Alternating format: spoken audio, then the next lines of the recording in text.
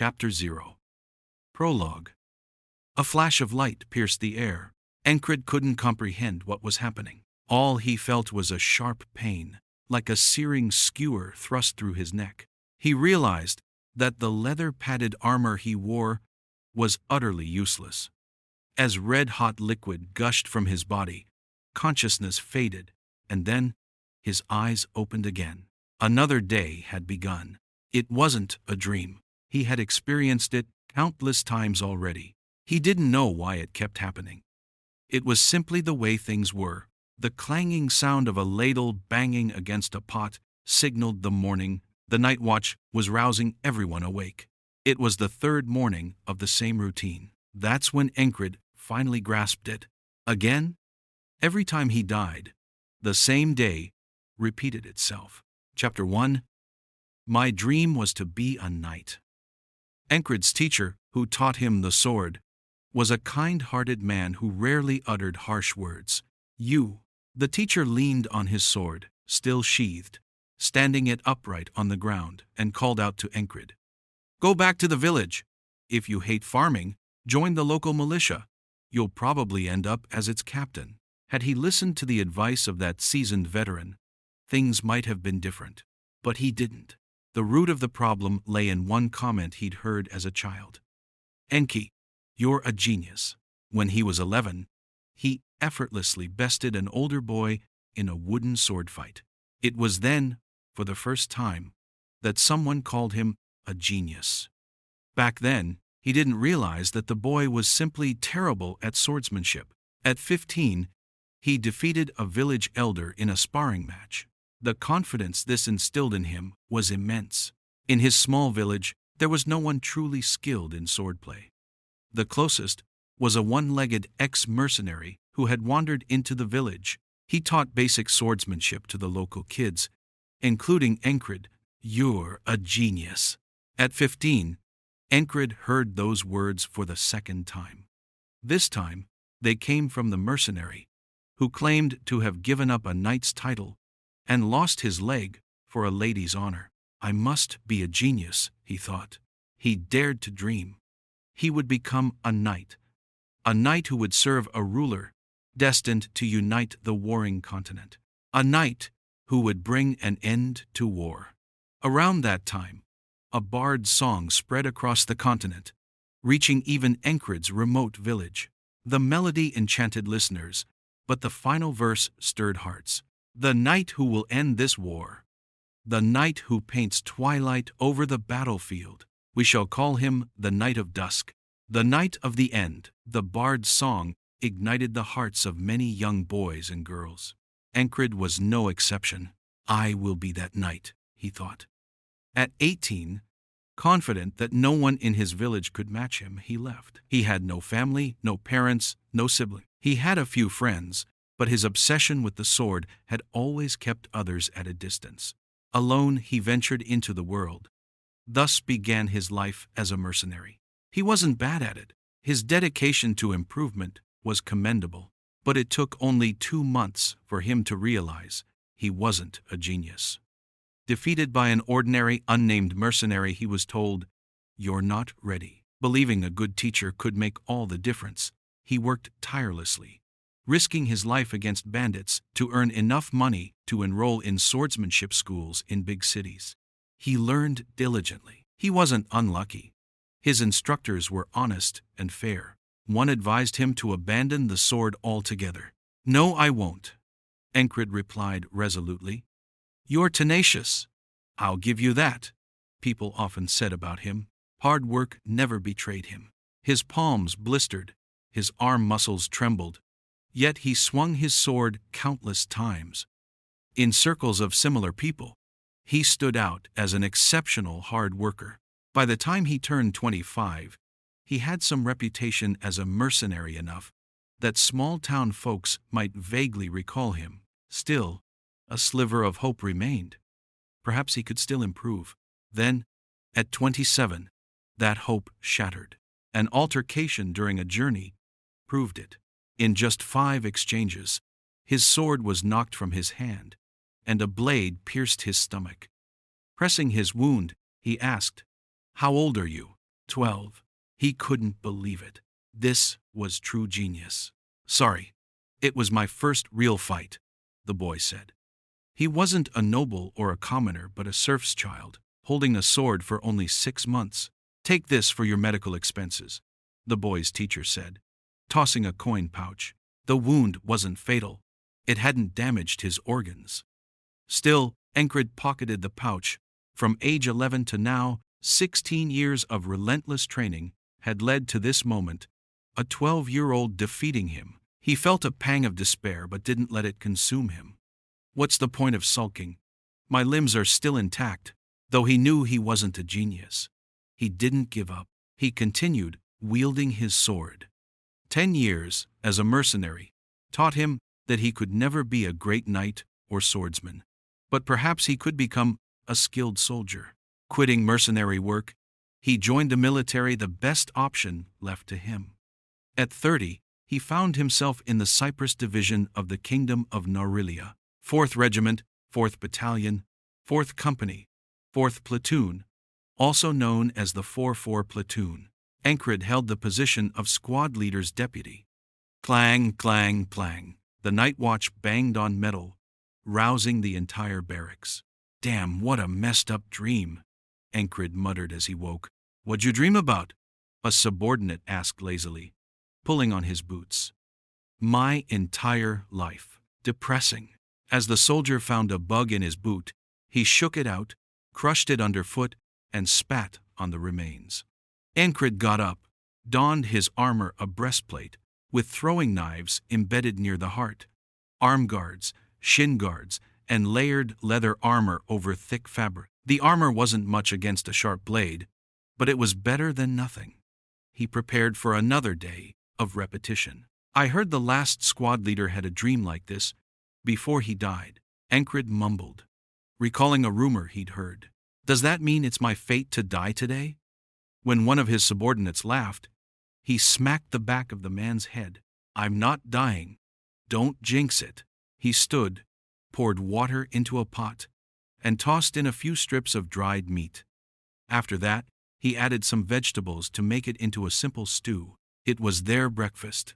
Any plans for combat today? One of the subordinates sitting nearby asked, and Encred shook his head. Who knows? He was just a lowly squad leader. Above him were 4 other squad leaders, reporting to a single platoon leader. And even that platoon leader probably didn't know much. Encred's swordsmanship was mediocre, and he wasn't a noble.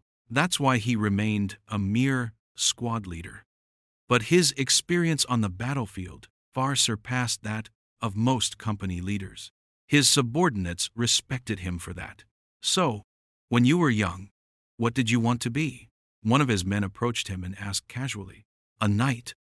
Would you hit me if I laughed? I won't hit you. You're laughing anyway?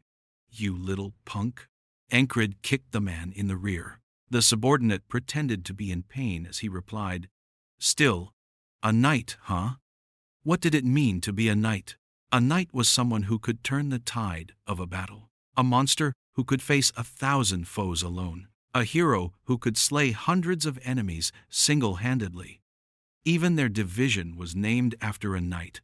The Cyprus Division, named after Sir Cyprus. A knight as a dream, it seemed so lofty. That's a bold dream you had. Dreams are supposed to be bold, you fool. Encred casually gathered the dishes. Today, it was his turn to do the washing. In other squads, perhaps things were different. But in Encred's team, everyone shared the chores equally. Being a squad leader mostly meant receiving and relaying orders. Usually, the strongest fighter in the group would take the role. In that regard, Encred was unusual. He wasn't the strongest in his group, but he had the ability to unite people who had been cast out from other squads. That's why other squads referred to his team as the Troublemaker Squad 44. Encred was the leader of that Troublemaker Squad. Let me help you. Then shut up and follow me. Sure thing. His subordinate laughed. What kind of life had this man lived to end up here? Though curious, Encred never asked. His men appreciated that about him. He didn't pry into their pasts, Nor did he judge their present. Nor did he demand much from them. Perhaps that was why they followed him. As they clattered through their dishwashing, his subordinate splashed water at the stream and asked, "Why did you want to be a knight?" The man had come to help, but was now playing around. Should he say it was because of a bard's song? Would that make him laugh? Encred thought for a moment before answering. "I wanted to be good with a sword, and if I was going to do that, why not become a knight? A bit of a romantic, aren't you?" His subordinate chuckled. "Shut that mouth of yours. Was that why you practiced swinging your sword morning and night? Effort never betrays you." The countless hours of practice had left his palms covered in calluses. "Even now, do you still want to be a knight?" Could he? Of course not. He knew that better than anyone. But he hadn't given up. He simply endured and kept moving forward. Encred understood reality well enough, but dreams didn't care about reality. They remained, even as they were torn apart. "Once you're done washing, let's go." "Got it." It was a trivial conversation. They returned to the barracks. Would they engage in a skirmish with the enemy kingdom? Or would they be sent to deal with the bandits who had been targeting supply lines? He didn't know. The air feels heavy. The battlefield air always did. But today, it felt especially so. The waiting was long. With nothing better to do, he considered practicing his sword, but ended up taking a nap instead. Some days, you just didn't want to do anything. "I can't do as much as I used to." He had worked tirelessly. And this was the result: a squad leader. No better than a third-rate mercenary. When the sun was 2 handspans past its peak, the squad leader finally called out, "Squad 44, assemble." It was time for combat. The company gathered, forming part of the army's ranks. Encred's squad was no exception. A cold tension filled the air. Encred grasped the talisman hanging from his neck before tucking it back into his shirt. "This is supposed to save my life?" Nonsense. But soldiers often believed in such superstitions. For Encred, it wasn't belief, but the memory of the old woman who had given it to him, her desperate tone convincing him to take it. It can't hurt, right? The reward for risking his life had been this flimsy talisman. He'd survived that monster hunt half by luck. If things had gone wrong, he'd have been the one to die. It had been a dangerous task, even for him.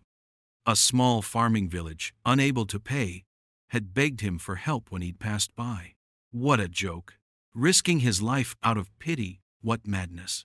But he didn't regret it, because that's what knights do.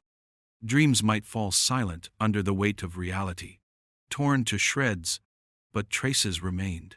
He had wanted to be a knight, to be a hero of war, but now he was just another soldier. Wah! A roar erupted. Encred joined in, veins bulging in his neck as he shouted. The opposing army surged forward like a tide. The setting sun painted the sky with a long streak of red. The two forces clashed beneath that crimson glow. Encred charged forward. "Let's fight to live another day," his ever-smiling subordinate shouted as he rushed ahead. Soon, spears and swords collided, ripping through flesh and blood. Today's battle was hand-to-hand combat. Chapter 2. Lantern. Through the eye slit of a leather helmet, a black dot appeared to be flying toward him. Encred raised a shield fixed to the back of his left hand. Thunk! A heavy impact resonated through his arm. He had aimed to deflect the blow while striking back, but only half succeeded, leaving his forearm tense and throbbing. Encred slashed down with his blade over the helmet of the man who had lunged with a spear. Crack! The man reflexively twisted his neck, but the blade fell hard on his shoulder. The dull thud of the impact on his scapula sent a stinging vibration through Encred's grip. "Urgh! You're dead, bastard," muttered the enemy, gripping his spear closer and swinging it in a short arc. It was a skilled move, well practiced. Without a second thought, Encred kicked the man squarely in the stomach with the sole of his boot. Ugh! The enemy staggered and fell, losing his balance. Close combat in a chaotic battlefield. It was a brawl at best. When the front lines of ally and foe collided, chaos ensued. Falling meant death, plain and simple. Encred turned his gaze away from the fallen enemy, gripping his shield's handle tightly as he searched for allies. Losing one's composure and charging blindly was a sure path to death. Imitating a berserker in the melee didn't make one a berserker. It made one a corpse. Why had Encred survived this long, despite his meager talents? Because he knew his limits. Don't overstep, he reminded himself. A blade swung in from nowhere, and he intercepted it with his shield. The edge struck the rim of the shield, denting the iron band. The oiled wooden shield began to warp under the strain. At this rate, it wouldn't last more than a few more strikes. Keep attacks short and simple. After blocking, Encred tightened his grip on his sword and swung. Thunk! The satisfying impact of a solid blow echoed up his arm. An unlucky enemy crumpled sideways. His head struck hard. Before the fallen man could rise, an ally's spear drove deep into his chest. The thickly layered gambeson couldn't withstand the force of the spear's thrust, and the tip plunged inward, piercing the flesh. The wounded man thrashed, desperate to survive. Thud! Thud! Thud! The allied soldier struck repeatedly, relentless and mechanical. Eventually, the spearhead punched through the armor entirely and buried itself in the enemy's torso. Gah! The man vomited blood, trembling as he clutched the spear lodged in his body. Let go! Damn it! Let go, you bastard! The enemy clung stubbornly to the spear even in his final moments, forcing the allied soldier to discard the weapon and grab another from the ground. Satisfied with what he'd seen, Encred stepped back, catching his breath. Woo! Woo! Woo! He took in his position, the location of allies and enemies, and the shifting battlefield in his mind. Step forward and you'll die. Charging into the enemy lines would mean becoming fertilizer for the battlefield, no different from the enemy with the massive hole in his abdomen who had just fallen. Perhaps that man had grown overconfident from cutting down weaker or less fortunate foes in previous battles. Or maybe he was simply unlucky to have crossed blades with Encred at the wrong moment. The ground was rock hard from days without rain, resembling stone more than earth. Even though blood had been spilled over it, the dryness remained oppressive. The lack of rain had parched everything. The taste of blood rose in Encred's throat, dry and metallic. Swallowing thickly, he scanned the field for his squad members. Not that it mattered they wouldn't be visible in this chaos. Instead, a scream erupted nearby. Ooh-wah! 2 steps away, an allied soldier thrust forward with his spear. What's he doing? The thrust was fine, but he tripped over his own feet, his right foot catching on his left, and fell flat on his face. Thud! The clumsy motion disarmed him, leaving his weapon scattered on the ground. Are you praying to be killed? The sight of the fallen man lifting his head looked like he was bowing in supplication. Shaking off the thought, Encred acted. He advanced, raising his shield and bracing his muscles as he held his breath. Thunk! Crack! An enemy blade crashed into his shield. The impact reverberated through his arm, spreading to his entire body. Though he blocked it in time, the oiled wooden shield splintered from the force. Encred hurled the broken shield forward, putting all his strength into wide, sweeping slashes. One from right to left, then another from left to right. Whoosh! Whoosh! Clang! On the second swing, his blade caught the enemy's weapon. The clash sent sparks flying, and the enemy's weapon slipped from his grasp. Encred seized the opportunity. He didn't trust his mediocre swordsmanship but relied on the brute strength he had honed through rigorous training, more intense than that of most elite mercenaries. That strength had created this opening. Still, he didn't rush forward recklessly. In battle, opportunities often came with hidden dangers. Ooh-wah! Disarmed, the enemy hesitated before raising his arms and charging like a bear. Encred feinted a slash but instead threw his sword to the ground, crouched, and lifted the charging man onto his back. The weight of the man's armor, weapons, and body pressed heavily on his back. His waist and thighs screamed in protest, but Encred ignored the pain and stood upright with all his might. The enemy flipped over his back and landed hard on the ground with a thud. Encred didn't look back. He knew his position was just inside the Allied line, where 3 types of enemies typically appeared. The unlucky fool pushed forward into the vanguard. The overconfident idiot, blinded by past victories. The true warrior who commanded the battlefield. The man he had just thrown was the first type. An unlucky fool. Encred retrieved his sword from the ground. Nearby, the clumsy Allied soldier was picking himself up.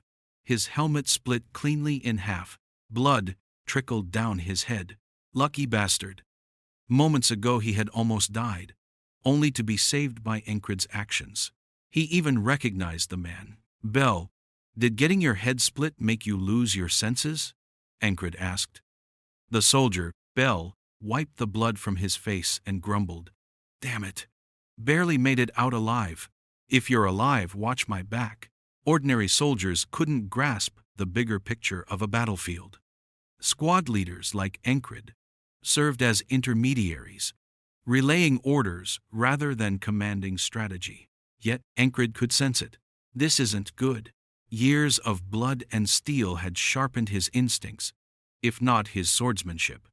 Something's about to go wrong. All right, Bell muttered, picking up his weapon. Taking cautious steps, he advanced 2 paces. Thwack! A flash of light streaked through the air and pierced his head. The arrow struck through the gap in his broken helmet, embedding itself deeply. The impact dislodged his eye, which rolled off and struck Encred's leather armor.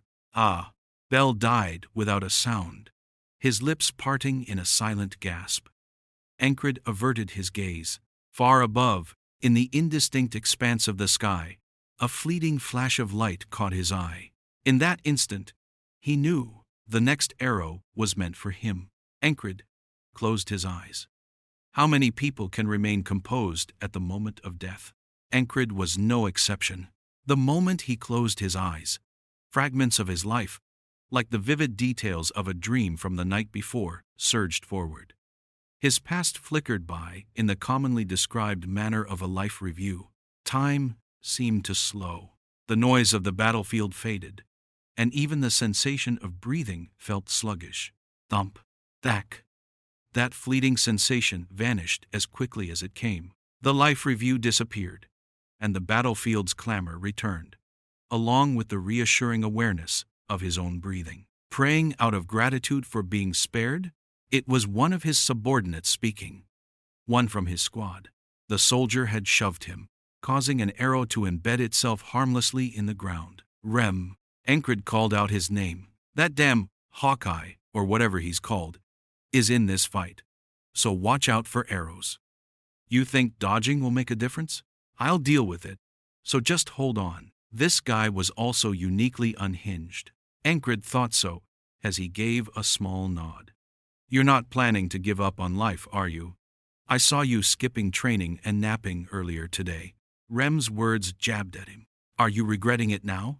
I'd feel uneasy if I saved someone eager to die. Damn it, who the hell wants to die? Living by the sword wasn't the same as seeking death. You always fight just fine, but at critical moments, you close your eyes. You think I'd do that on purpose? He felt like he'd already responded to something similar earlier. Rem held a battle axe in his right hand and a broken spear in his left. With his versatility in handling weapons, be it a sword, axe, or blunt weapon, this mix suited him. He scratched his helmet-covered head with his axe hand, though scratching his helmet didn't seem particularly satisfying. Damn, this helmet reeks like hell. Can't argue with that. Focus harder when it feels like you're about to die. Rem's words were familiar. Encred knew what they meant. Rem often said, in those moments when death feels imminent, when your life flashes before your eyes, people tap into a transcendent state of focus. Use that in battle. Damn it. But was that even possible? That was talent facing the brink of death with open eyes, staring down the enemy and doing what needed to be done. Focus, my ass, Encred muttered. Well, you'd figure it out after dying a few hundred times, but you've only got one life. Anyway, see you out there. Rem chuckled and sprinted back into the fray. What a fighter! Encred refocused on the battle. He fought with allied soldiers at his side. Over and over, Encred thrust his sword forward. If lucky, he'd skewer the enemy. If not, they'd dodge. And if neither, thunk.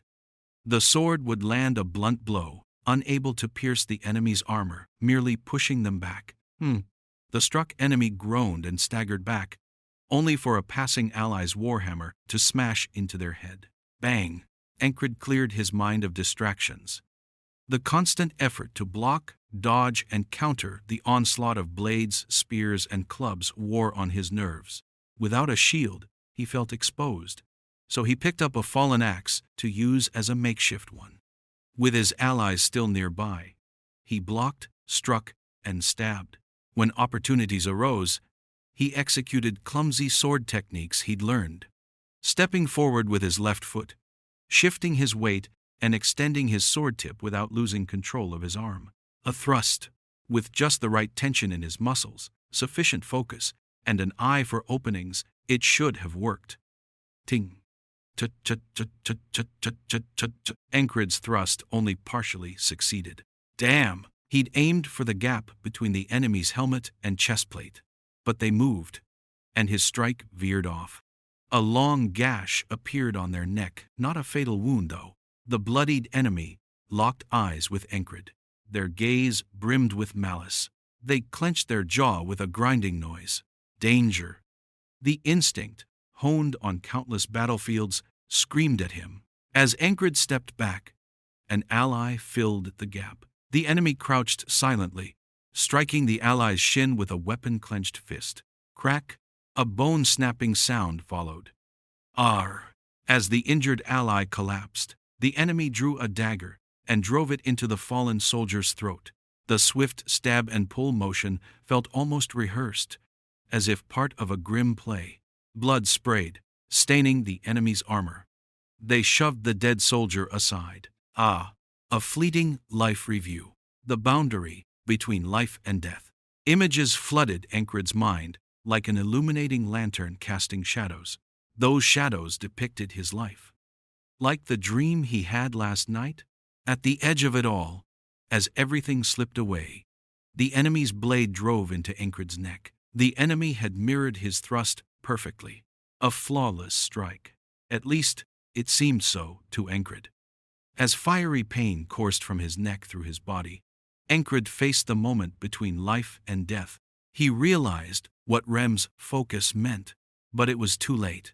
Do you have to die to learn it? He silently cursed Rem as his eyes shut. His thoughts wandered. Longing, yearning, desire. I wanted to master the sword. I wanted to be a knight. I wanted to be a hero. But Encred hadn't achieved any of it. He was destined for a modest life, earning enough to settle in a quiet village and live out his days. Yet, he couldn't bring himself to do that. The fire in his heart wouldn't allow it. To the very end, he spent every coin earned on the battlefield on training schools. I could have done better, if only he had more time. He believed that if he practiced more, sacrificing sleep and leisure like prodigies and geniuses, he could have succeeded. As the final images of his life faded, a face appeared, the first and only person he'd ever saved alone. The talisman will act on your wish, Sir Knight. It was a gift from the village elder, an old woman with missing teeth, whose words whistled as she spoke. Regret and longing filled his heart with a new emotion, one he'd never felt before. Regret. Would things have been different if I swung my sword a few more times? The weight of death pressed down.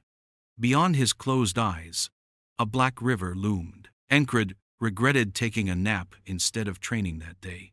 Perhaps, if he had trained, his final thrust would have succeeded. A faceless ferryman sat on a small boat in the Black River. The ferryman asked, "Do you truly believe that?" "Huh?" You're amusing. What? Then let's do this. The ferryman's voice seemed to come from nowhere. Beneath their black hood, where a face should be, there was only shadow. Encred couldn't say a word. He passed out, and then opened his eyes again. Clang, clang, clang. The sound of a night guard striking metal, or rather, hitting a pot with a ladle. The familiar sound of morning. Turning silently to the side, he saw. A bad dream, huh? Rem, grumbling, pulled on his boots while sitting on his cot. Damn bug! A bug in his boot. Encred blinked. Everything in his dream had been so vivid, it felt real. Spit. Rem shook out the bug, spat on it, and crushed it underfoot. The ground bore the messy remnants of bug guts and spit. Chapter 3. A day. The same day as yesterday. Was it a dream? It felt so vivid. Was it really just a dream? Encred was dumbfounded. Dream? Or reality? The day unfolded almost identically, leading to the battlefield. Another skirmish. Fighting in a similar spot made the phantom of yesterday overlap in his vision, as though he were reliving it. Didn't this happen yesterday too? He shook his head to dismiss the thought. It must be a distraction, just a dream. Perhaps he was lucky to have experienced a precognitive dream? Does that even count as lucky? He didn't know. He couldn't know. Encred was confused, especially when the greased shield shattered. Damn, that was close. When Bell muttered those words, the feeling intensified. Bell, did getting your head split make you lose your senses? He reflexively repeated the exact words he'd remembered saying before. What nonsense are you talking about? Bell grumbled as he got back on his feet. Encred glanced at him, deep in thought. Bell was about to die. Should he just watch? And he did. It felt unreal, so he let it happen. A flash burst through, shattering Bell's skull. His eyeball popped out, striking Encred square in the chest. What's with the dazed look? Rem saved him again. What? Have you finally gone mad? Rem twirled his finger by his temple, while holding an axe in his other hand. Today, that hawk-eyed bastard or whatever he calls himself is showing up, so I'm off to deal with him. Try to keep it together, all right? I swear. Leave you alone for a second, and you'd be dead. Take care of yourself first. The words spilled out instinctively. Rem tilted his head in confusion, but walked off. Seriously, just focus already, he muttered before disappearing. Encred picked up a discarded axe in his left hand, instead of a shield, and gripped his sword in his right. He stood on the battlefield, feeling unsettled. As he endured, an enemy soldier closed in from the front. It happened in an instant. The man was skilled with his footwork. One of his swordsmanship instructors had once said that 70% of swordsmanship was in the footwork. The blade gleamed as it approached, and Encred once again faced the brink of death. In that fleeting moment, his focus sharpened. A dot appeared. The dot grew smaller, then suddenly larger. Encred watched it intently, right up until it turned into a blade piercing his throat. Ah! There was no scream, no groan. His neck had been impaled. A hissing sound escaped his throat as air leaked out. Agonizing pain spread from his throat to his entire body. Gripping his neck, Encred collapsed to the ground. Blood gurgled and spilled. I'll show mercy, the enemy soldier murmured as he watched briefly, then plunged his sword into Encred's head.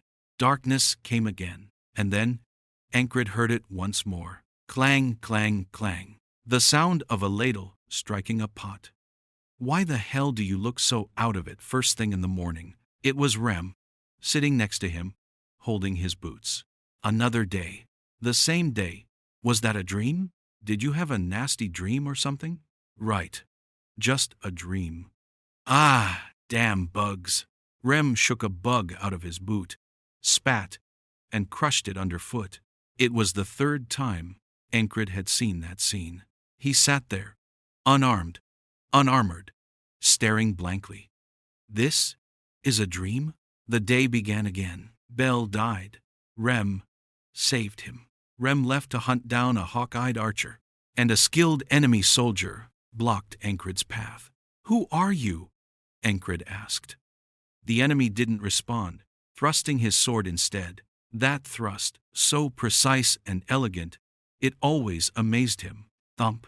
His heart raced. His focus peaked. Encred could see the tip of the blade more clearly than before. He twisted his body to evade. Rip! The result wasn't ideal. The graceful thrust didn't pierce his neck, but tore a deep gash along its side. Burning pain radiated from the wound, spreading through his body. Once again, he fell to the ground. Blood poured out. "I'll show mercy." The blade came down on his head. Clang, clang, clang. Arr! He woke up screaming. The pain was still vivid. He touched his neck. Nightmare? Did some witch take your virginity in your sleep? Rem cracked a crude joke. "There's a bug in your boot." Encred covered half his face with his hand as he spoke. The pain of dying was terrible enough, but what the hell was going on? He couldn't fathom it. "What? How'd you know that?" Rem shook the bug out of his boot, spat, and crushed it. "Just did. Are you some kind of prophet?" "No." He waved the question away. Encred finished preparing for the day as usual but stopped before heading out. "Rem, what now? My head hurts. Sort out breakfast yourself, and tell anyone looking for me that I'm in the barracks, unwell." "Lazy much?" Rem chuckled. He was quick to laugh. If this wasn't a dream, if he was truly reliving the day each time he died, was that even possible? Could such a thing happen? Encred needed time to process. He returned to the barracks, removed his gear, and sat down. He thought and thought again. How could this happen? What's the cause? A thought struck him, and he fumbled through his belongings. The necklace the village chief had given him was gone. Is it because of that? Desire? A wish? A blessing? No. Could this even be called a blessing? It was just the same day repeating over and over. Even among the blessing class artifacts, Encred had heard tales, but none of them mentioned anything like this. Isn't this more like a curse? He rubbed his neck absent-mindedly. The pain was horrifying. Each death hurt worse than the last. The weight of his thoughts felt like it might crush his head. By lunchtime, Rem brought him food. "What's wrong with you? Are you really just slacking off?" His expression suggested he didn't think that was likely. Encred was known for his diligence. "Yeah, really? Yeah." Encred nodded twice. "Strange. Well, rest up then. There's a battle later this afternoon, so make sure you're ready. I'll cover for you until then." Rem left. Time passes. Yet, there's no way to organize his thoughts. This isn't something that can be sorted out by thinking about it. A shout pierces the air. The ground trembles. The battle begins. Encred had no intention of stepping out. If he went out, he'd die to that piercing strike. So he chose to endure.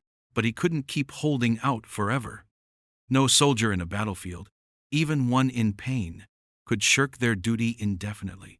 "Everyone, gear up and move out.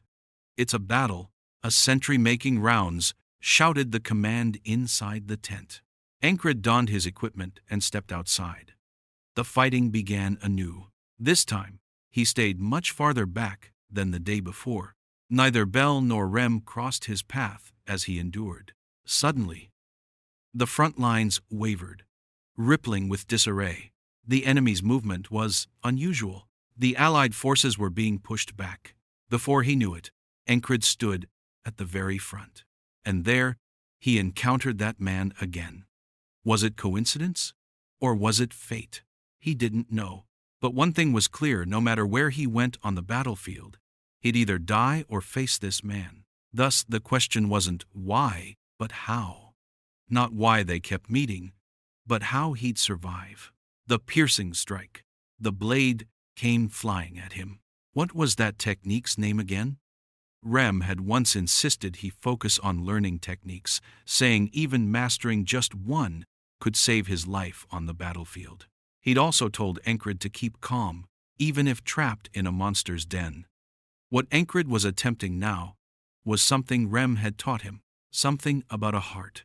The name flitted through his mind. Elusive. But even without fully remembering, the technique shone once again. Encred noticed he was holding his breath as he stared at the incoming blade. Thump. His heart pounded. He analyzed the timing and angle of the blade as it approached his throat. He flung his body sideways, rolling clumsily across the ground. But he survived. His relief was short-lived. Thud!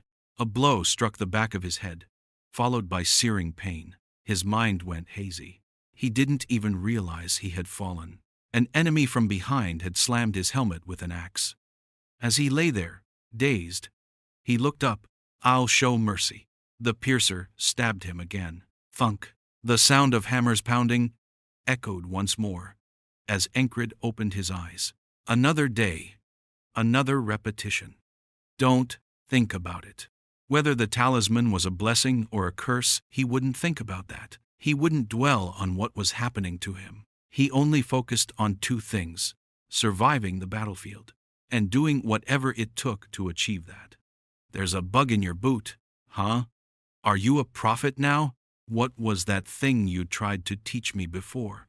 Blinking, Rem thought for a moment before replying, "Heart of the beast?" Yes, that was it. The heart of the beast.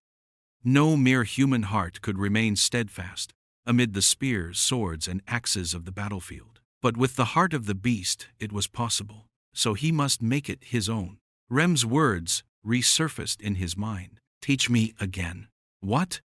Rem looked flabbergasted. Encred understood his reaction. Once, he'd been desperate to learn, and Rem, charmed by his enthusiasm, had been equally eager to teach. In the end, Encred had learned nothing, and Rem had taught nothing. The training started with a simple principle: never close your eyes in the critical moment. But keeping your eyes open until the brink of death wasn't something just anyone could do. And merely keeping them open wasn't enough. In Encred's eyes, Rem's skill surpassed that of most elite mercenaries. The core of the training was watching and dodging until Rem's axe was already halfway through the neck. "Let's do it. Train me."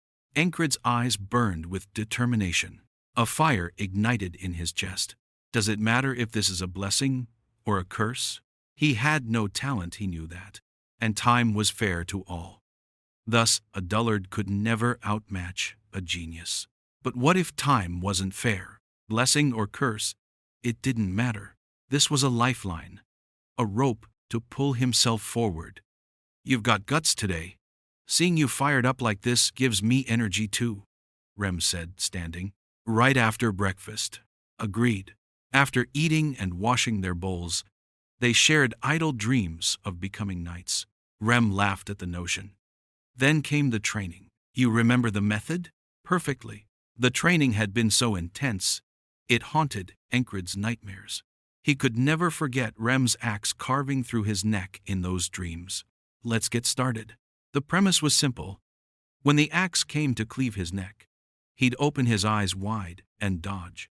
If Rem made a mistake, Encred would die. That fear had once held him back, but now things were different. "If I die, I just hear the banging again." It was a time of fearlessness. Encred drew on the focus he had gained through countless deaths and awakened the heart of the beast. His heartbeat steadied. What once raced in panic now calmed, bringing tranquility. The beast didn't startle easily. The slowed heartbeat granted clarity and composure. This composure let him track the axe's trajectory. Dodging wasn't hard. His body had been conditioned through constant training. When the axe swung, he stepped back, his right foot retreating as he leaned away.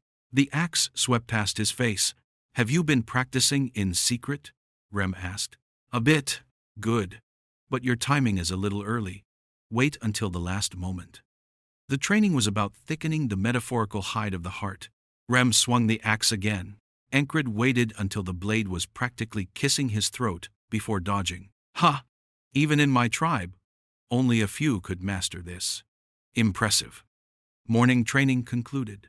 Rem patted Encred's shoulder. Well done. You should handle average fighters on the battlefield just fine now. And those who aren't average? What are you asking? What happens when I face one of them? Are you seriously asking that? Encred's silent stare prompted Rem to continue, though he looked bemused. You run. Exactly. You flee. Challenging someone stronger than you on the battlefield was lunacy. Survival required awareness of your own limits. And yet, what if I trained against someone better? You'd die 100 times over, and it still wouldn't be enough. Rem chuckled, shaking his head. Encred, hearing that laugh, thought to himself, what if my life had just multiplied 100-fold? Blessing or curse, it didn't matter. If it's useful, I'll use it. That's how he'd lived so far, and that's how he'd keep living. Even if it meant confronting that piercing strike again. What better training partner could there be? The pain of death was excruciating, but the rewards were immense.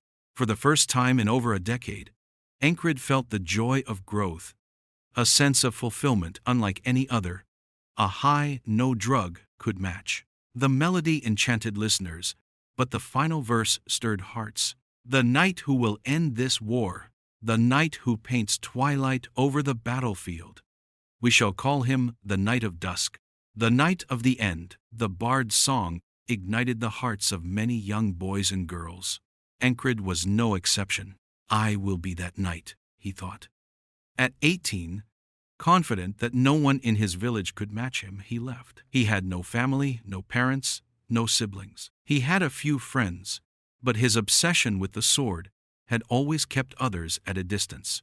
Alone he ventured into the world. Thus began his life as a mercenary.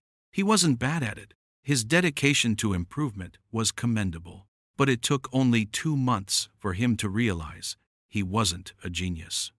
Defeated by an ordinary, unnamed mercenary, he was told, "You're not ready." Believing a good teacher could make all the difference, he worked tirelessly, risking his life against bandits to earn enough money to enroll in swordsmanship schools in big cities.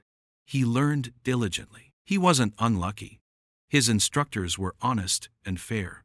One advised him to abandon the sword altogether. "No, I won't," Encred replied resolutely. "You're tenacious. I'll give you that," people often said about him. Hard work never betrayed him. His palms blistered, his arm muscles trembled, yet he swung his sword countless times. In circles of similar people, he stood out as an exceptional hard worker. By the time he turned 25, he had some reputation as a mercenary enough that small-town folks might vaguely recall him. Still, a sliver of hope remained. Perhaps he could still improve. Then, at 27, that hope shattered. An altercation during a journey proved it. In just 5 exchanges, his sword was knocked from his hand, and a blade pierced his stomach. Pressing his wound, he asked, "How old are you?" 12. He couldn't believe it. This was true genius. "Sorry, it was my first real fight," the boy said. He wasn't a noble or a commoner, but a serf's child, holding a sword for only 6 months. "Take this for your medical expenses," the boy's teacher said, tossing a coin pouch. The wound wasn't fatal. It hadn't damaged his organs. Still, Encred pocketed the pouch. From age 11 to now, 16 years of relentless training had led to this moment, a 12-year-old defeating him. He felt a pang of despair but didn't let it consume him. What's the point of sulking? My limbs are still intact. Though he knew he wasn't a genius, he didn't give up. He continued, wielding his sword. Combat. Chapter 4. 200. Heart of the Beast. All units, assemble. 4th platoon, gather. The platoon leader's shout echoed in front of the barracks. It had been a day filled with a sense of fulfillment, but as the day drew to a close, dusk began to settle. The sun was already descending toward the western horizon in the late afternoon. Simply put, this isn't something you learn through practice alone. Training 1,000 days won't make a difference. Yet, seeing what you've managed to achieve during training, it's hard to say you lack talent. As they moved in response to the platoon leader's call, Rem spoke with an unusual seriousness. Really? Encred only asked in return. It was hard enough to believe the events unfolding around him, let alone that they would lead to anything good. And if word got out? Unless it was truly divine blessing, even a slight misstep could bring the Inquisition knocking at his door. Would a meeting with those inquisitors end well? Not a chance. At best, it would be the stake.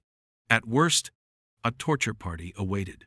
No one wants nails driven into their body, or their fingernails torn off, not Encred either. During his days as a mercenary, he'd seen many suffer unjustly under the banner of heresy. Some he'd even quietly helped, though it was dangerous work.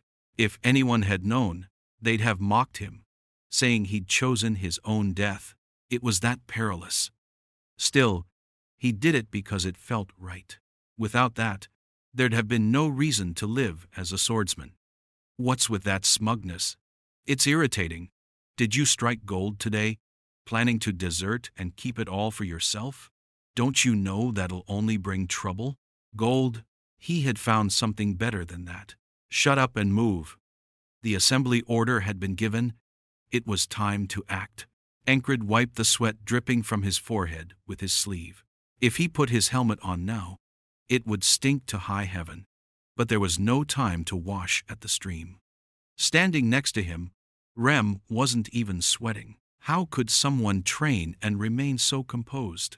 Encred, part of the 4th platoon, moved to his designated position. Will it work? Mastering something in a single day was a stretch. But he'd grasped some basics thanks to the experience of being stabbed to death. We are, the platoon leader's voice rang out. Victorious. The platoon leader was an unremarkable but reliable figure, adept at following orders from above. The battlefield loomed once more as the sun dipped further west, twilight descending. Encred's heart trembled. Why? He asked himself and found the answer quickly. Fear. He'd been stabbed to death 3 times now. That pain, that overwhelming dread, it wasn't something one could ever get used to. Encred rubbed his neck. Though unscathed, it felt sore, as if he'd swallowed a blade. What's the matter? Losing your head already? Rem whispered beside him. Stay sharp. This is the battlefield, Encred said as he stepped forward at the command. Advance! Rem matched his stride. Tension stiffens the body. Didn't you learn from me to avoid that? He wasn't wrong, which made it all the more irritating. The heart of the beast. Few could truly learn it, even if taught. Encred suppressed his racing heart, aligning his breathing with each step. That's the way. Let's see you survive today, dreamer. Hearing Rem's taunt, Encred resolved not to share his ambition of becoming a knight if he died again today. The battlefield beckoned once more. Hand-to-hand combat began. Another identical day unfolded, his 4th. Today, Encred decided against saving his shield from breaking. A shield's purpose wasn't to be preserved, but to block enemy blades, spears, and axes. Saving it was laughable. Instead, his thoughts ran too long. Suddenly, something came flying at him. Without time to even cry out, he leaned back, thrusting his shield forward. Thud! A spear tip struck the shield's edge. Barely a successful block. His left shoulder ached. The spear carried weight and power. The enemy retracted and thrusted again. Normally, his stiffened body would have failed to respond, leading to a series of crises. But his calm mind allowed him to see the spear's movement. The thrust was twice as slow as the one that killed him. It was avoidable. Focusing on the spear tip, Encred tilted his head aside. Whoosh! The spear grazed his helmet. It was his first attempt at something resembling a stunt. The heart of the beast doesn't excite easily. It allows for minimal movements in evasion. This newfound composure gave him clarity. Encred saw the gap between the enemy's helmet and breastplate, a slit wide enough to expose the chin. Not much of an opening, but enough for a blade. He gripped his sword and thrust upward. No grand technique required. Squish! The blade pierced from chin to throat, Gurgle. The enemy spewed blood and bits of severed tongue. Exploiting a gap doesn't require great strength. A lesson his swordsmanship instructor once taught. Evade with minimal motion, and the rest becomes easy. It was an expensive training school, yet the lessons were few. Back then, Encred dismissed them as nonsense. Money well spent, he thought now. Short evasions followed by precise strikes were effective. He kicked the enemy's abdomen and withdrew his sword. More blood gushed from the hole under the chin. The soldier crumpled backward. "You bastard!" Another enemy charged from behind. Encred didn't rush to breathe or react. 6 steps. He counted the distance, slashing the straps securing his shield. Rip, rip. 2 cuts freed the shield. Wrapping it around his forearm had been a trick he learned to survive, ensuring it wouldn't be easily dropped in chaotic skirmishes. But now, it was unnecessary. The enemy closed in. Encred hurled the shield. Thud! The shield startled the spear-wielding soldier, forcing him to pull back his hands and the spear instinctively. His movements slowed. For a moment, the broad shield blocked his view. Taking advantage of this, Encred sidestepped 2 paces left. Helmets protect the head but narrow peripheral vision. Encred had often lost sight of enemies abruptly on the battlefield. Now, he exploited that blind spot, crouching low and preparing to topple his opponent. It was the same thing he had done the first time he died. This time, however, he executed it with greater precision. He targeted the opponent's right side. Before charging, Encred observed the enemy soldier's grip on their weapon. The front of the spear shaft was held with the left hand, while the right hand gripped the rear. The soldier was right-handed. He noticed things that would normally be overlooked. A clarity of vision granted by his composure. These were techniques he occasionally utilized in duels or small-scale skirmishes, but rarely during the chaos of a full-blown melee. It was a form of insight, honed through survival as a mercenary. A right-handed spearman would struggle to swing to the right with their spear. The soldier who had blocked his shield frantically turned their head left and right in search of Encred. They were startled, understandably so, because their opponent had seemingly vanished. The enemy soldier's eyes eventually locked onto Encred. While they had been searching and panicking, Encred had positioned himself behind their head and brought his sword down in a diagonal slash aimed toward their chest. Thwack! The soldier's armor had a protective section covering the back of the neck. The thick fabric and the thin leather covering it prevented the sword from completely severing their neck. The blade lodged halfway into the back of their neck. Erg! Go! Ah! The enemy soldier's eyes widened in shock, round with disbelief. Blood gushed from the half-severed neck, spilling profusely. Even as their neck was partially severed, the spearmen reflexively swung their weapon. The shaft of the spear struck Encred's right shoulder with a light thud. The impact was negligible. The soldier, half dead, had swung at an awkward angle, making it impossible to deliver a forceful blow. Encred raised his sword and yanked it free. Crunch!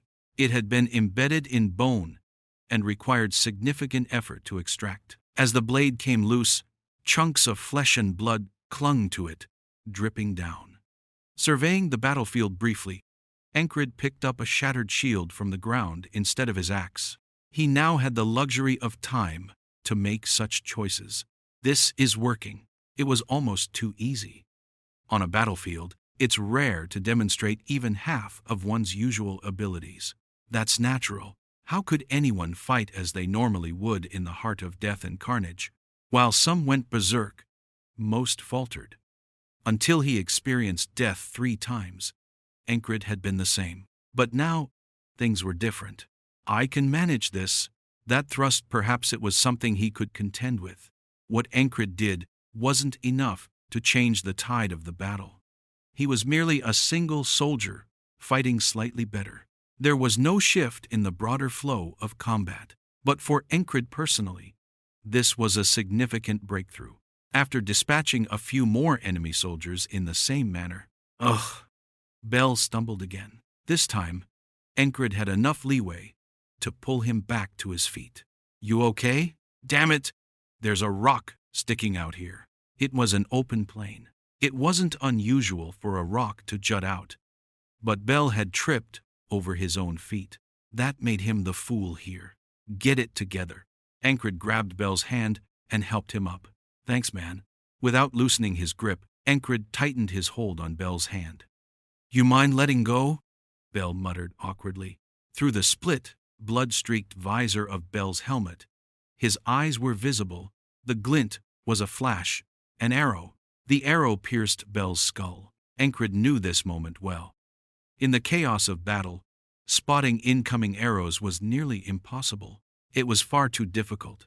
Encred tried to pull Bell forward by his hand. Bell staggered, struggling to maintain his balance before managing to plant his feet. Thwack! Bell's head shattered. The arrow had smashed his skull. Blood splattered across Encred's chestplate. As soon as Encred saw Bell's head burst, he ducked. A chilling whistle passed just over his head. An arrow, no doubt. The arrow buried itself with a dull thud into the corpse of a dead ally behind him. "You prayed to Lady Luck or something?" Rem's voice called out, just as Encred dodged. He hadn't been able to save Bell's head, but he had saved his own. Of course, if he hadn't, Rem would have saved him anyway. It was the same as before time, something like that. Encred answered vaguely, earning a faint chuckle from Rem. Through the gap in his helmet, Rem's teeth were visible. For someone with such delicate features, his mannerisms and speech were rough to the extreme. "Good for you. They say it's the hawk-eyed bastard who fired that arrow. I'm going after him. Better pray 10 more times to your goddess. Don't get yourself killed out there. I'll pray for you too. Much obliged. Don't forget this." Rem tapped his left chest with his axe handle and headed back into the fray. He was off to hunt down the Falcon Eye or whatever he was called. Encred nodded, hoping he'd be able to ask Rem that evening whether the archer had been taken down. As Rem disappeared, allies and enemies swarmed into the space he had vacated. The gap began to close, and Encred judged the battlefield flow as anything but favorable. He had experienced this 3 times already. The allies were being pushed back, but there was only one thing to do: survive.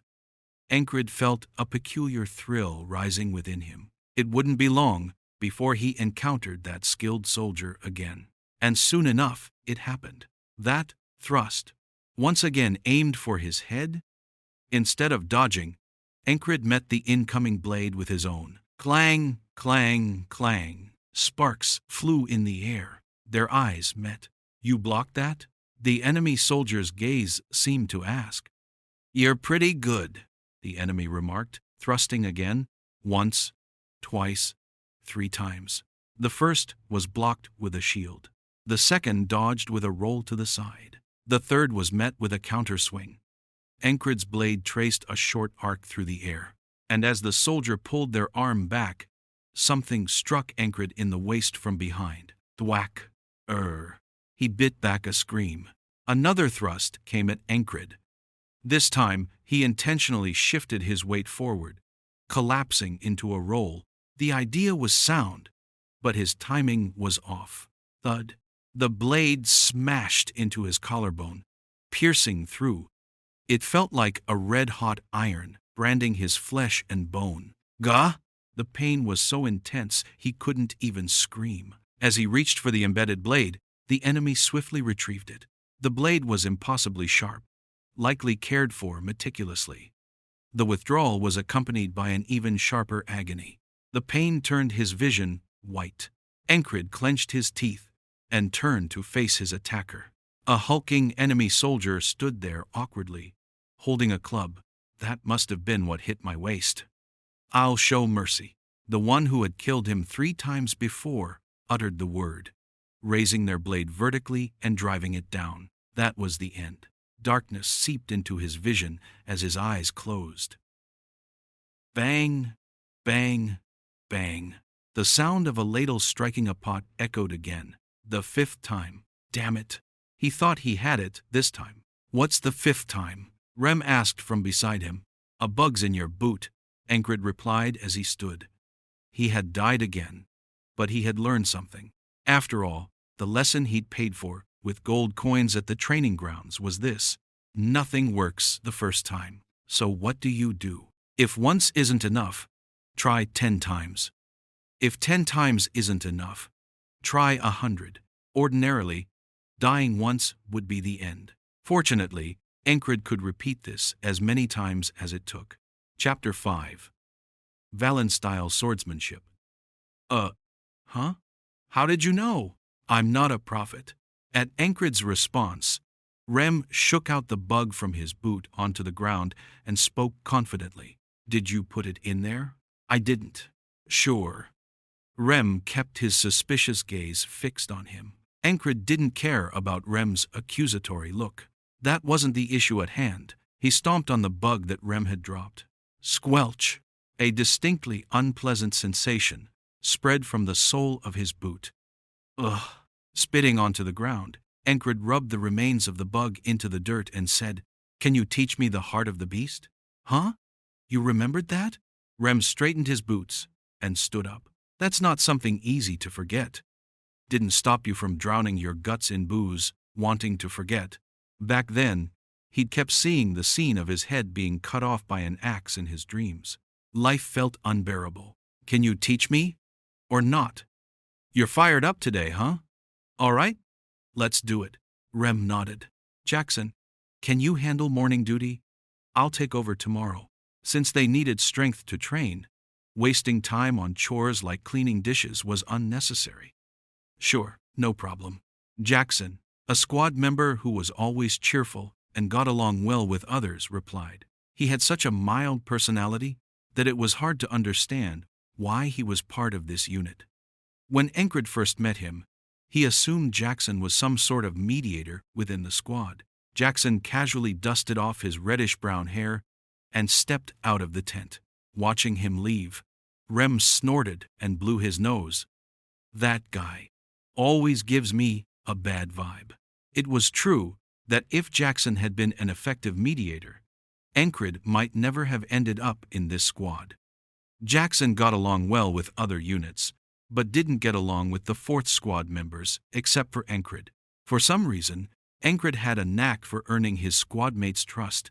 Whether it was because he silently took on all sorts of tasks or because of his mediocre skills that seemed destined to keep him as a low-ranking squad leader, even Encred didn't know. He just figured it had to be one of the two.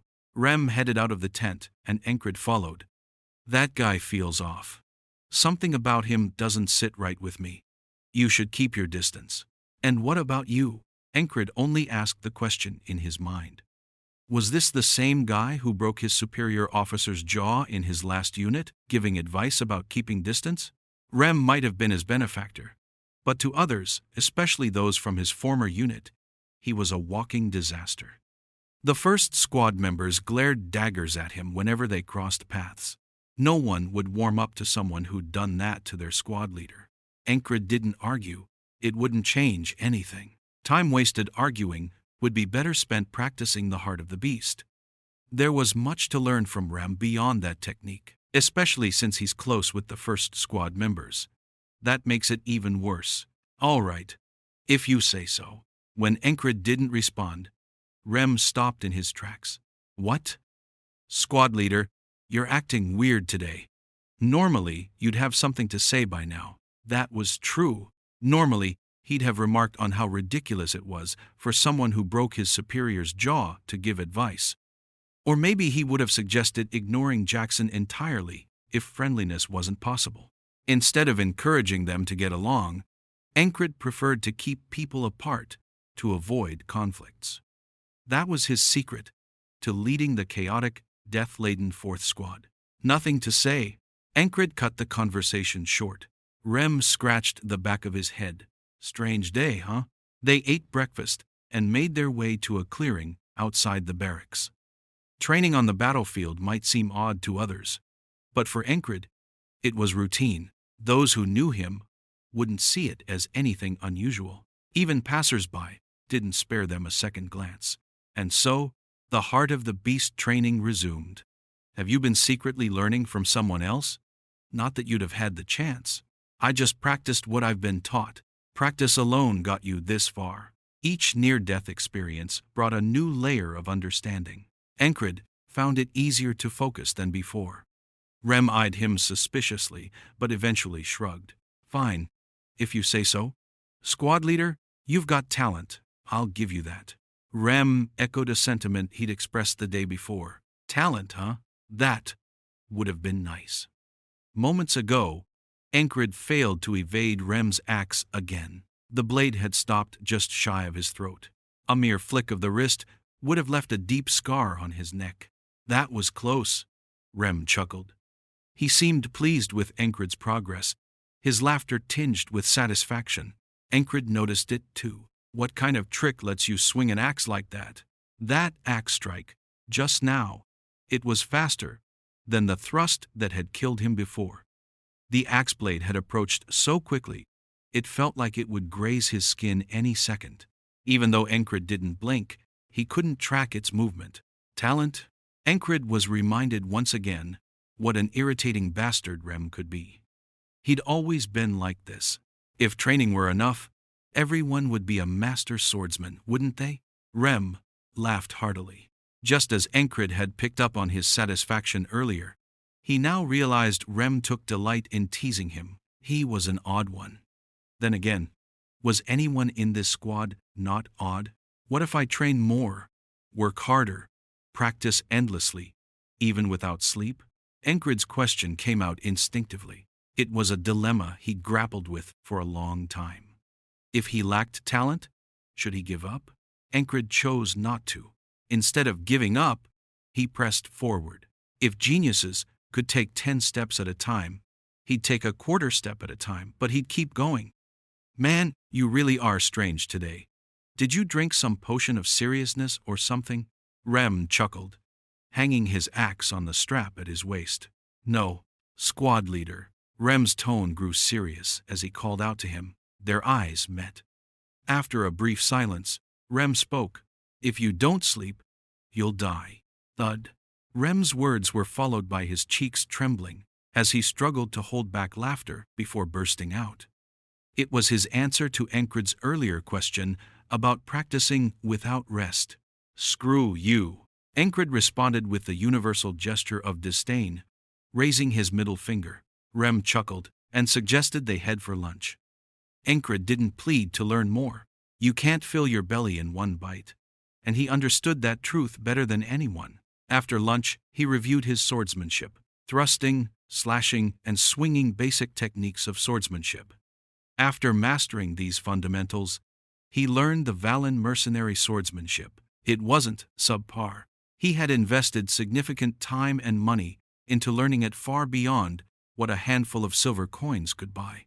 Valen mercenary swordsmanship. Though it didn't reach knightly levels, it was renowned among mercenaries, and Valen's swordsmanship stood out. If categorized, it would fall under the illusion sword style. The original manner in which Valen used it was unknown, but Encred had incorporated several techniques into his repertoire. He poured his effort into mastering them. After death, each day repeated itself. But the lessons etched into the body remained. The heart of the beast was not learned with the mind, but ingrained into the body. This meant that what his body retained stayed intact. He pushed himself to exhaustion, wielding his sword until the calloused skin of his palms, already thickened, split open anew. Ordinary soldiers didn't use swords. Spears were their primary weapons. His role as a squad leader granted him the privilege of wielding a sword, and Encred had no intention of letting it go. He trained relentlessly. Despite the pain in his grip, he endured. Even as his stomach churned from undigested food, he persisted. He focused all his senses on the tips of his toes and fingers. Illusion sword techniques revolved around deception. They encouraged the use of any means to mislead an opponent. Some of Valen's swordsmanship techniques had already spread throughout the mercenary world. For instance, feigning a fall to deliver a surprise thrust. Call it dishonorable if you like. Why would survival tactics be considered disgraceful? If someone claimed knights wouldn't stoop to such tactics, Encred wouldn't argue. They had their values, and he had his own. The half-day allocated for training passed swiftly. His legs didn't tremble. If they had, the daily physical conditioning he had undergone would have been meaningless. Encred's legs were sturdy. A strong body is quite the asset, Rem commented, as Encred returned. A messenger had just arrived. This was the 6th repeat of the day, and by glancing at the sky, Encred could estimate the time. A body trained for over 20 years, Encred replied casually, moving back to his squad's position. Make sure that sturdy body doesn't end up as just another training dummy, Rem quipped before battle, his laughter ringing again. You're on duty tomorrow, Jackson added nearby. One seemed to mock him, while the other appeared resolute not to take cooking duty 2 days in a row. No matter the tone, both seemed to want him to return alive. See you later. The 6th day began anew, and Encred killed enemies more efficiently than the previous one. The first enemy lunged, but Encred tripped him and smashed his head with a shield edge. The second fell to a faint before being stabbed. Valen mercenary swordsmanship wasn't common knowledge. He had sought it out and paid to learn it. The wavering tip of his sword became a mirage, obscuring his enemy's focus. His efforts bore fruit. He felt the satisfaction of growth, a fulfillment filling his chest. Even amidst the repetitions, his progress wasn't negligible. Despite his death and resurrection, Encred didn't squander a single day. Quite the opposite, he fought more fiercely, immersed himself further, and honed his focus. He lived with yearning and fervent hope, never letting opportunities slip away. And so, Encred fought, cutting down enemies, striking and toppling them. The repetition of battles granted him new experiences, the heart of the beast. He began to perceive what had previously been invisible. Eventually, he reached the moment where Bel fell. Fighting daily at the same location, he always saw Bel fall. He couldn't retreat or relocate at will. Recklessly crossing the front lines was tantamount to suicide. It was no easy feat to alter one's position on the battlefield. I'm not at that level. Encred knew himself well. Though he had grown confident, he wasn't capable of weaving through enemy ranks or attempting reckless gambits. He couldn't yet foresee the flight of a seasoned archer's arrows. Thud! Bel's head exploded once again. Damn it! He had resolved to save him this time, but failed again. Immediately, Encred ducked. An arrow whistled through the air as if preordained, its piercing sound lingering in his ears. His movements were almost instinctual, as though he had anticipated it. You're sharp today, aren't you? Rem commented as he approached. Go slit the throat of that archer. Was planning on it anyway. Stay sharp. Rem departed, leaving Encred to face another enemy. This time, a soldier thrust a spear at him. Encred failed again. He evaded a club, swung from behind, but was struck by a throwing axe from another direction. It was infuriating. Morning broke for the 7th time. I put a bug in your boot, Encred told Rem. Are you insane? No, I'm not. Staying calm in such situations, that's the heart of the beast, right? Teach me. When the day restarted, Rem blinked, then agreed. Encred trained, practiced, and wielded his sword. This time, he didn't try to save Bel. To save him, he needed to predict the flight of arrows. If he couldn't, he'd have to rely on luck. How did Rem dodge those arrows? With that question in mind, Encred moved his body. Another thrust led to his death. I'll show mercy, he muttered bitterly. That cursed mercy. And so he died. Through the 8th, 9th, 10th, 11th, 12th. Over 100 deaths later, Encred continued to repeat the day, always beginning with his death. Chapter 6. His grip should have been torn apart. Another repeating day.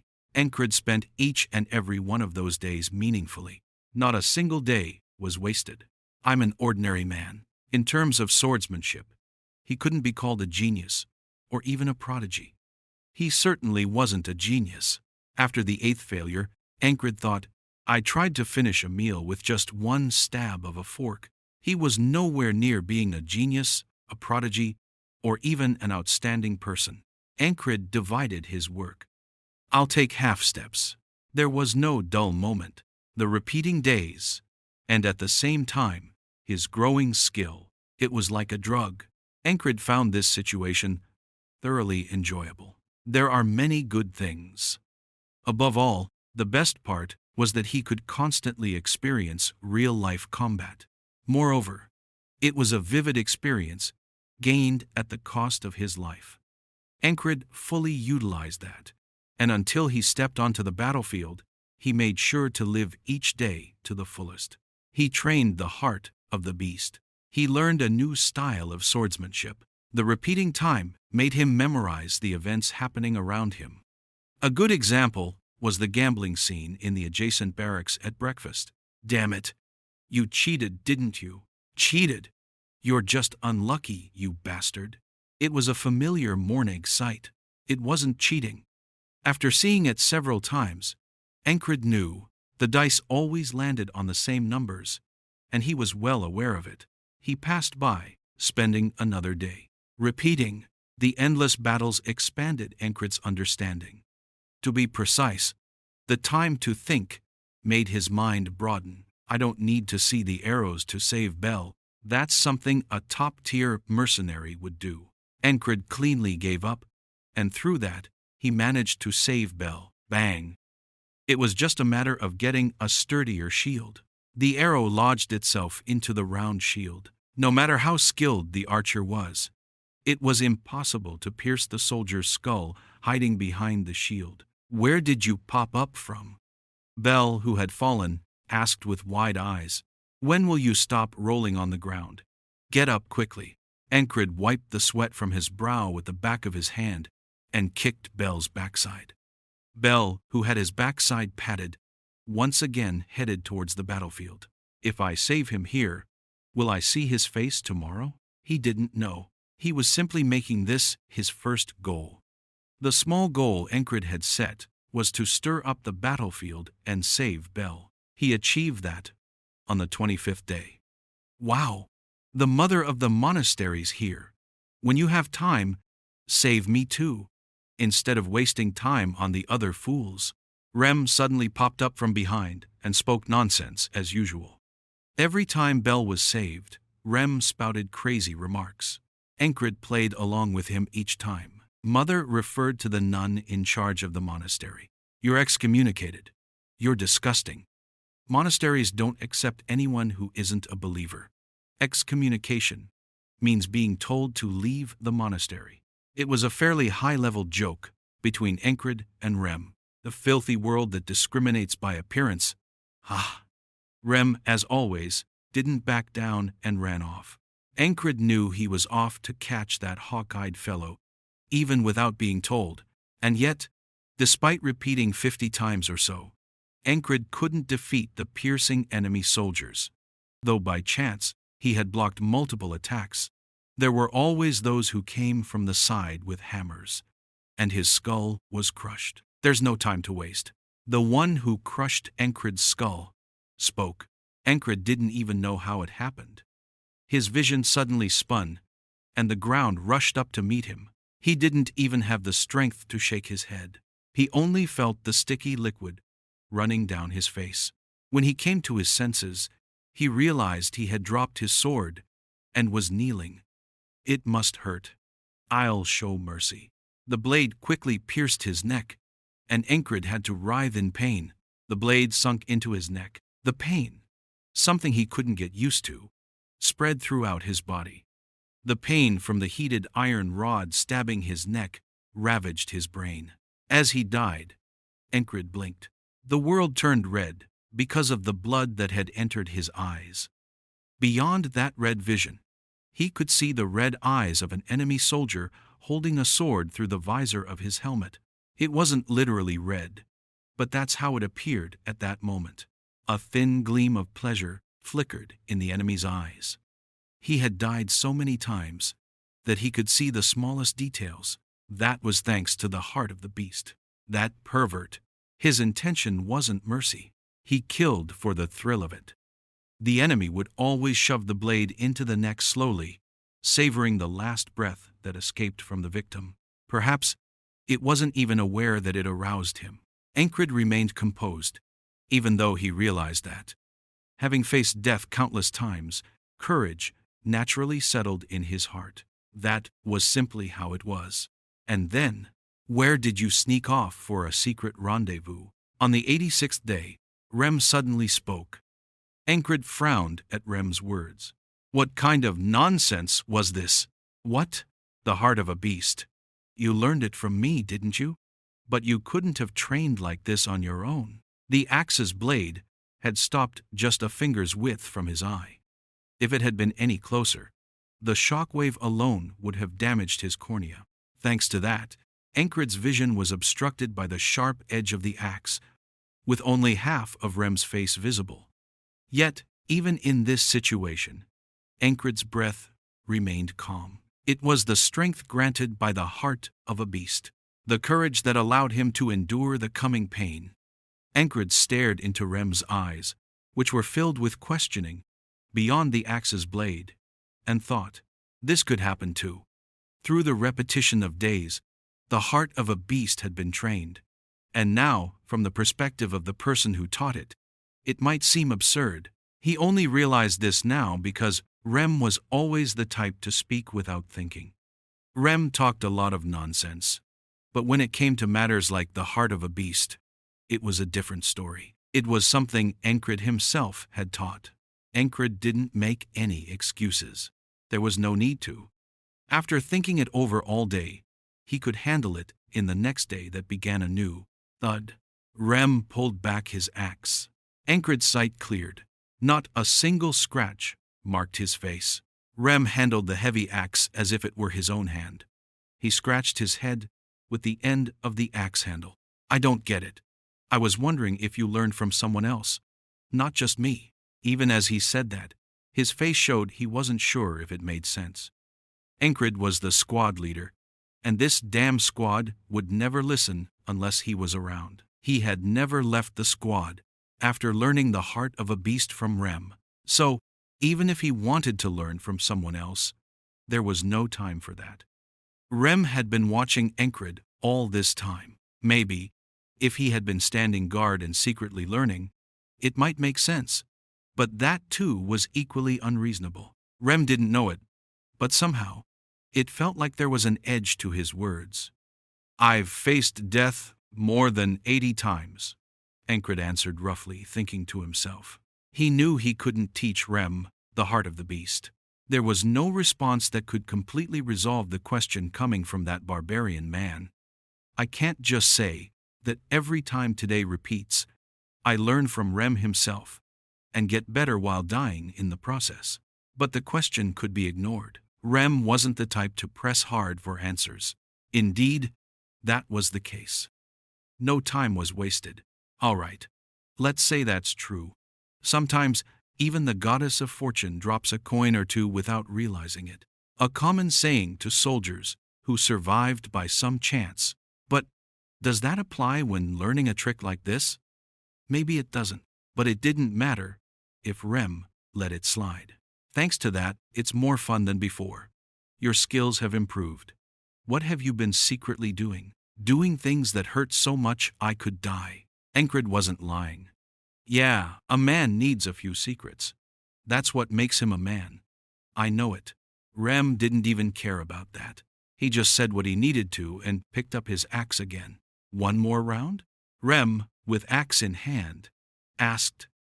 Encred silently grabbed his sword. If his first goal was to save the soldier Bell who had fallen, his second and final goal was to kill the perverted bastard who found pleasure in every life he took. Preparations for that were already in place. That was how the 113th day of their battle came, the day for their match. Encred tightened his muscles, pulling his arm back. He stretched his left leg forward, aiming to step on Rem's foot. Rem, quick as ever, withdrew his foot, and seeing that, Encred twisted his body around his planted left foot and slashed with all his might. The foot was a feint. It was a move aimed at luring Rem to back off. Encred flexed his muscles, striking with his sword. In that brief moment, Encred saw Rem's arm whip around like a whip. It was such an unreal sight that even the axe in his hand seemed to bend. Clang! It happened in an instant. The axe's edge bent and shot up like lightning, and it hit the sword Encred was holding. The sword flew up. The sword slipped from Encred's hand, soaring upward, spinning in midair before falling with a sharp thud onto the ground.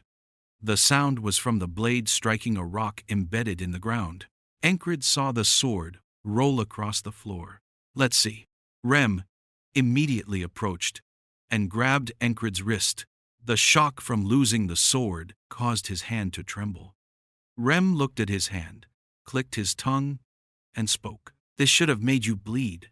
What? If you're going to swing an axe like that, you should at least control your strength. And what is this nonsense? That thrust wasn't bad, but it wasn't quite right. I can't explain it well, but that should have torn your grip open. You shouldn't have lost the sword. You mean I should never release my sword? Even if I die? Encred raised his voice as Rem held his right hand. He had heard that many times from his swordsmanship instructor. Counting the days that pass is a hard task. Encred remembered it by making small changes to the start of each day. Since he was always good with his memory, it helped a lot in swordsmanship. It hadn't helped much until now, but now it helped, especially when he recalled the teachings from his instructors. He spoke with that memory in mind. That's nonsense. If I need to, I'll even throw the sword at my opponent's face. This is... let's keep it simple. What was your target with that thrust earlier? Encred couldn't immediately answer. That thrust was his trump card. It was a technique he had stolen after being stabbed in the neck more than 100 times by enemies. He had stolen and mimicked everything from the posture to the placement of the feet, the shift in weight when wielding the sword, the movement of the muscles, the direction of the toes, and even the way the hands gripped the sword. That last strike on the surface, it seemed fine. But that it's hard to explain. Look here. Rem lowered his axe and drew a large circle in the dirt. It was about the size of a human head. Let's say our target is somewhere here. Saying that, Rem spun the axe around the circle and marked a spot with a tap. But actually, you're going for here. At first, Encred didn't understand what Rem was talking about. But somehow, thanks to the time he spent learning swordsmanship, despite the clumsy explanation, he understood it instantly, as if it were a sour pickle wrapped in a sweet fruit. Target point. What had been hidden in the thrust he made earlier? Had he wanted praise for doing well? Did he want to acknowledge that he had some talent? Even just a speck? For mimicking? What was the point? What is a sword for? To slash and pierce. It's a weapon for killing. Among those, thrusting is the basic technique for targeting a single point, especially in fencing. There are knights who specialize in using thin blades to pierce through the gaps in armor. I really can't explain it anymore. I thought you'd obviously dodge or block, so I let the sword go easily. But that thrust earlier had to be perfect. It had to say, I'm going to pierce you. You can't dodge. It needed to be shown clearly. After saying that, Rem seemed to reflect on whether he explained himself well. Being the type of person who does things at his own pace, explaining things wasn't his strength. But if the other person understood, then even a dog's barking could be a great explanation. For Encred, it was a great explanation. Because my sword lacked certainty, the thrust from earlier had been a second-rate mercenary's strike. On the 123rd day, Encred realized it, and by the 124th day, Rem's lightning-quick axe strike had torn through Encred's grip. It wasn't just torn, it exploded open. Blood poured from his hand. Seeing that, Encred smiled, because he had achieved what he wanted. Are you completely insane now? Don't you know that the most dangerous thing on the battlefield is a mad ally? No. Why do you keep laughing? Rem, seeing it, showed rare signs of panic, but Encred couldn't hold back his laughter. Shit, stop laughing. You really are a crazy bastard, huh? Seeing that, Rem spoke. It was the 124th, today. Chapter 7. Dash Note 2. It was a triplet. Unable to keep laughing any longer, Encred soon stopped smiling. Seeing that, Rem grabbed Encred's wrist and quickly wrapped bandages around it. Stay behind me today. With your hand like this, you'd be dead in an instant. If the platoon leader finds out that this happened during sparring, he'd throw a fit. I'm fine. Fine? What do you mean by fine? With this hand, you'll die on the battlefield. Are you secretly planning to commit suicide? If so, I won't stop you. It wasn't an unreasonable statement. With such a hand, one could easily die on the battlefield. However, it wasn't a huge problem for Encred. If he died again, that was it. Then, the 125th morning would dawn. It's not boring, though. He could end today's repetition. Encred had not only trained in swordsmanship during the past days, by repeating the day for the 124th time, he had also come up with ways to navigate through today. It is often said that when an ordinary soldier survives the first battle, it's due to luck. He has simply picked up a coin dropped by the goddess of fortune. If one doesn't have exceptional talent, luck is often a key factor in staying alive. In Encred's calculations, in order not to die, some luck was required at least a few times. But I can't rely on luck alone. Encred didn't need to do that. He knew what was happening on the battlefield, especially the things around him. Therefore, he could prepare and anticipate. On the 124th today, Encred died again from a thrust to his neck. His palms were in such a state that he couldn't even properly parry with his sword. Still, he didn't want to waste even a single day, so he took in the thrust of the enemy and endured the pain. He did it. It's going to hurt, but I'll show mercy. As the enemy spoke, Encred endured the sharp pain of the blade through his throat. Something caught in his tongue, and before he died, he spat out a broken molar. The pain came from having clenched his teeth tightly. Yeah, it wasn't something boring. He spent the repeated day meaningfully, and so it was even a bit enjoyable. But, no matter how one tries to justify it, I don't want to die.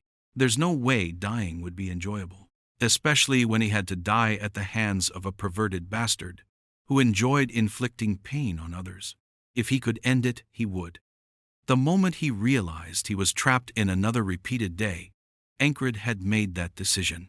And then, clang, clang, clang, the 125th morning arrived. Encred got out of bed and grabbed Rem's shoes, shaking them off. What are you doing? Those are mine. I know. They smell awful. If I throw them at the enemy, the smell alone will take down 50 of them. Why are you being so annoying this early? Did you have a good dream or something? A bug fell from Rem's boots. Encred squashed it with his foot. I saw it entering this morning. Thank you. Rem chuckled and fixed his boots. With Rem behind him, Encred pulled back the tent flap and stepped outside. The dawn had just broken, and the sight of the blue from the early morning mixing with the yellow of sunlight was visible. The busy sentries were too preoccupied with stirring their pots. Newly awakened soldiers rubbed their eyes, either grumbling or silently getting to work. Stop banging on it. I'm going to crack your skull. Who drank themselves to sleep yesterday? It was from the back barracks. Shut up. If they catch you drinking, you'll be disciplined. Shut your mouth. It was a conversation between the sentries and some of the soldiers who had drunk too much the previous night. Listening to that, Encred turned his head slightly to look at the drunk soldier's face. It was the squad leader of a different unit, and the guy had a good mother. On the 66th day, in order to remember that day, Encred had talked to him and pretended to be friendly for no reason. Aren't you on morning duty? Do it yourself. While glancing back, Encred suddenly said to Rem, Why me? You should do it at least once. I've done it more than 5 times for you. Are you counting that kind of thing? Yeah. Just yours. Why just mine? Because you're annoying. Over the 125 days, Encred hadn't been able to scratch Rem even once. But there was no resentment. If there were any feelings, it was only gratitude. Anyway, Rem would do it. Letting Rem take over the morning duties was the pattern that had the highest survival chance and the best conditions to start the day in the repeated days. All right, damn it, I'll do it. After moving his body roughly to warm up, he didn't feel the chill of the morning air. While twisting his body this way and that, Encred stayed in front of the barracks. One by one, the soldiers began to step outside. The first was Jackson, a diligent member of the squad. He gave a brief nod when their eyes met. Encred responded with a slight nod of his own. Several others followed suit. Encred, squinting as he came out last, caught a soldier with his half-closed eyes.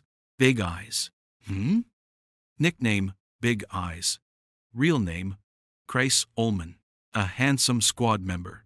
Despite being called a fool, he was one of the squad's members, though still the only member with less than average combat ability.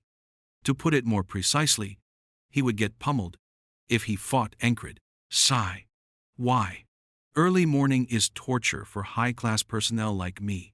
Kreis grinned, his face still free from sleep, looking as good as he always did. He had a handsome appearance that might catch the eyes of those interested in men. Get me a few things. Kreis tilted his head in confusion at Encred's request.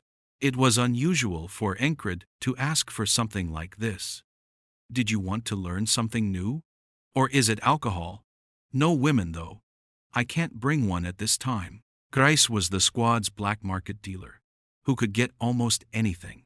Do you think I'm looking for a woman? No? Then what do you need?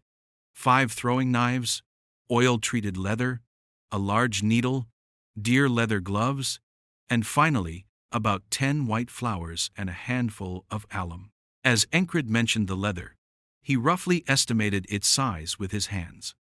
It was large enough to wrap around an adult man's torso. I don't know what you're planning with all that. Can't you get them? Kreis looked at Encred for a moment before nodding. There's nothing I can't get. But no matter if you're a squad leader, it won't be free. You know that, right? How much? 17 silver. What a scam. The 5 throwing knives would cost a silver or 2 at a forge. Of course, if the price of iron was high, it could go over 3 coins, but generally, that was the case. Besides, Kreis wouldn't be bringing in pure steel-made items. Still, he would at least get some usable knives. As for the leather, the price depends on the quality, but he wouldn't be bringing top-quality stuff from famous workshops. The only part that would cost more silver here was the needles and deer leather gloves. Those definitely requires at least 3 silver, no matter how much you haggle. The white horse flower? Well, you can get that for just a few pennies if you head to the village. As for the alum, if there's a leather workshop nearby, you can get that without spending much. Encred was knowledgeable in these areas, but he didn't argue. First of all, the first reason was that they were within the unit, meaning it was something hard to get unless you were Kreis. The second reason was the somewhat ambiguous price of 17 silver, which was probably the optimal value Kreis had set. There was another reason. Do you think I can get it right after breakfast? Are you telling me to skip breakfast? You haven't been eating well anyway. True, but, I'm guessing the squad leader doesn't have enough, right? Kreis made a round shape with his thumb and index finger. Not right now. Although he saved up his salary, he'd spent it all on a new sword recently. Now he was broke. Once the battle was over, he would get his pay. But if he asked for it now, he'd be treated like a deserter. This is troublesome. Upon hearing Kreis's words, Encred smiled. It was the kind of calm only someone with strong faith in their position could show. Lend me 5 krona. Kreis typically didn't trust people easily, but with Encred, it was a different story. He's the squad leader after all. Encred had never been the type to do anything foolish. And above all, he was the one who had saved his life. Kreis pulled out 5 krona and handed them to him. Encred, spinning the clinking coins in his hand, headed straight to the nearby barracks. Inside, he found a few men already gambling, setting up their game early in the morning. They were the kind of soldiers who preferred gambling over the night watch or sleep. When they saw Encred, their surprised eyes quickly turned into questions after recognizing his face. "Hey, isn't that the 44th squad leader? You're up early, huh?" Kreis, seeing that, was impressed. He disliked gambling. He hated the idea of losing hard-earned money to chance. But more than that, he disliked the idea of relying on luck to gain something. If you lost, the money you had worked for would vanish in an instant. He thought gambling was something for people who didn't know better. But Encred was joining in. "Can I join too?" "Here?" It was the night watchman from the barracks next door. He looked around briefly, then nodded in agreement. "Sure." There was always room for a sucker at the table. As Encred crouched to sit down, Kreis grabbed his sleeve. "Are you going to throw away my 5 kronas here?" Kreis's eyes were still a little bleary, but they were sharp as they looked at Encred. He must have made quite a few women cry, Encred thought to himself, and pushed Kreis's wrist away. "If you lent it to me, it's my money now." With that, Encred took his place at the table. The gamblers shifted their positions to make room. "Do you know how to play dice?" One soldier, who was rolling dice made from pig bones in a wooden barrel, asked. "If the same number comes up, it's double. Bet on higher or lower numbers, and you win what you bet, right?" Encred glanced over their shoulders. Having seen this game 100 times, he knew it well. There were 3 dice. The total was 18, so he just needed to call either higher or lower than 9. The one sitting in the center was the dealer. Encred would roll the dice while the others placed their bets. "Let's get the first round going." It was a quick game to pass the time before breakfast. The stakes weren't high. The minimum bet was 5 krona, and the maximum was 2 silver coins. Encred placed 5 krona on the table. Lower. Higher. Lower. Lower. Higher. Higher. Lower. In less than 10 minutes, Encred's hand was holding 2 silver coins. The charm of dice games is in the speed. It was a fast-paced, high-energy game where the bets came thick and fast. They played that way. At first, Encred just paid attention to the numbers that came up, curious to see if the dice would always roll the same way. Despite the repeating day, things around him subtly changed. So he wondered if the dice were different every time. But he knew better. The numbers on the dice were always the same. "Looks like the goddess of fortune must have kissed the dice today." As Encred's hand held more than 10 silver coins, the dealer soldier said, "Isn't this cheating?" Normally, another soldier would speak up, but the dealer spoke for himself. "Cheating? Nah, I'm just lucky today. It's like the goddess is whispering in my ear." Encred shrugged off the suspicious looks. They couldn't say anything. The dice were rolled by the dealer. Even if there was some cheating involved, it was hard to call it out. By now, Encred had started to bet along with them, subtly influencing the game to his advantage. "Cheating? You're the one rolling the dice. Are you muttering some kind of incantation?" Wouldn't put it past him. Normally, you'd keep playing after winning big. No stopping just because you're unlucky. A soldier who had won some money from Encred chuckled. The dealer, having understood the situation, kept playing a few more rounds before calling it. "Last round. We're out of time." Soon, it was almost time for breakfast. Encred spun the 10 silver coins in his hand. He had started with 5 krona, and now he took all those guys' money. This was fun. "It's the last round, so how about we go all in with the 10 silver coins and go? I want to clean out and head out." The maximum bet was usually 5 silver coins. The dealer furrowed his brow. thinking there was no reason to accept Encred's offer given his high success rate today. Well, then let's match the amount and call it quits. Before the dealer could reply, Encred spoke again. What were the odds of 3 dice coming up the same? The soldier rolling the dice had never seen it happen in his life. It was something he'd only heard about in stories. So, Encred's comment was a joke, implying that he'd lose the silver coins and leave. At least, that's what it sounded like to him. The dealer rolled the dice with a loud clatter, making sure not to risk any mishaps. Let's see. With a smile full of expectation, the dealer opened the dice container. What the hell? Looks like the goddess of fortune is truly with you. Seriously, is this even real? Everyone, except Encred, was shocked. The dice came up all 3s. It was a triplet. Chapter 8. Snake, alcohol, flowers, knife. The surface-level reason is not wanting to die further. Encred felt a different kind of fear as he repeated, today. It was the fear of becoming complacent. The fear that if he did, such an opportunity might never come again. That was fear for Encred. Is this what I wanted? To settle for today was to live a life of stagnation. A life where one couldn't move forward. Hoping for tomorrow was a natural human instinct. Encred, after all, had been a person who dreamed of a better tomorrow despite his lack of talent. And there was a reasonable and sound reason for that. I've learned everything I needed to. No matter how much more he trained here, there was little to be gained. If that was the case, then it must be time to move forward toward tomorrow. What happens if I survive? Does that mean today ends? He had pondered this countless times. To put it simply, he didn't know. He didn't know what would happen after surviving. If I can move forward, then let's move forward. He had lived his life this way. Above all, Encred needed conviction. Could he truly see tomorrow after repeating today?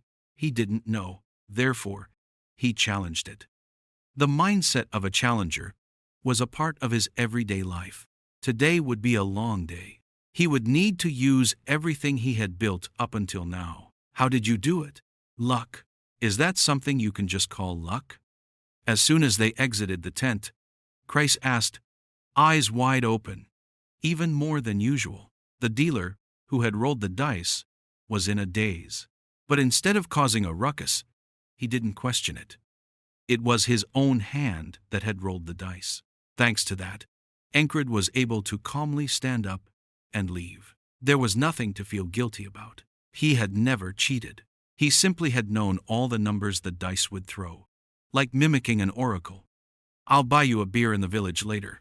A soldier, who had made a good profit thanks to Encred, slapped him on the shoulder as he passed. Really, it's just luck. I'm no good at gambling. As Encred turned to walk, Chris quickly followed. If not having a talent for it means that, then talented people must all be buried in Krona. Sometimes luck just follows. If you get this lucky twice, your pockets won't just be full, they'll burst. While walking, Encred handed Chris 17 silver coins. Clink.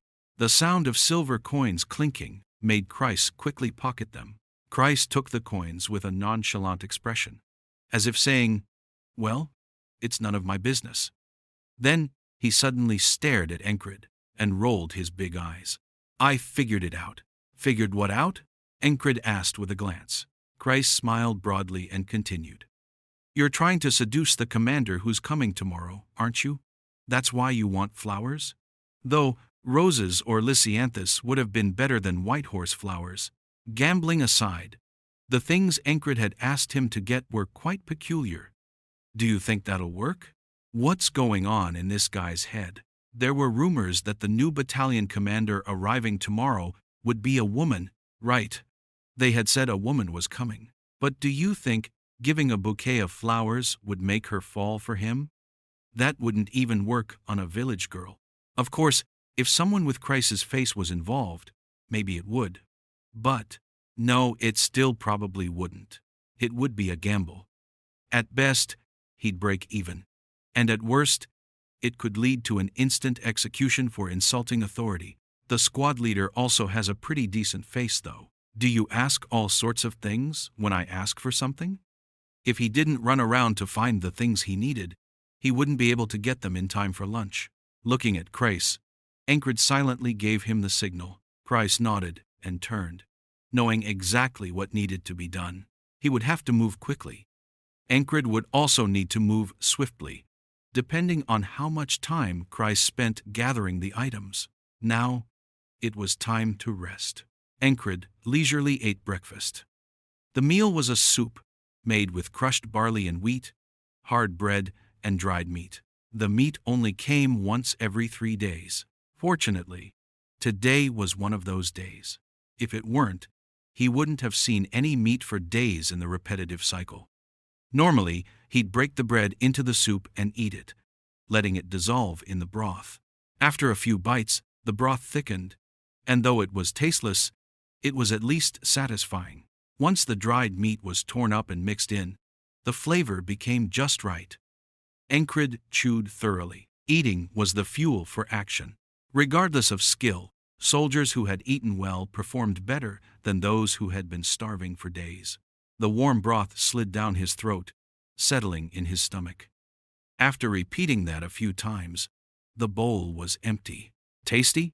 The flavor of exploiting your comrades for food? Rem came over grumbling. Very.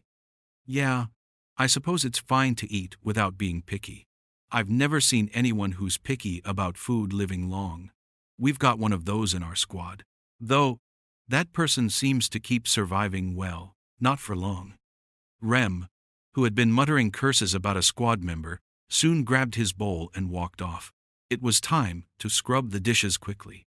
After filling his stomach with thick soup and bread, Encred took out a greased cloth and carefully wiped his sword, then dried it with a clean cloth. The new sword wasn't made from famous steel nor crafted by a renowned blacksmith, but it was quite usable.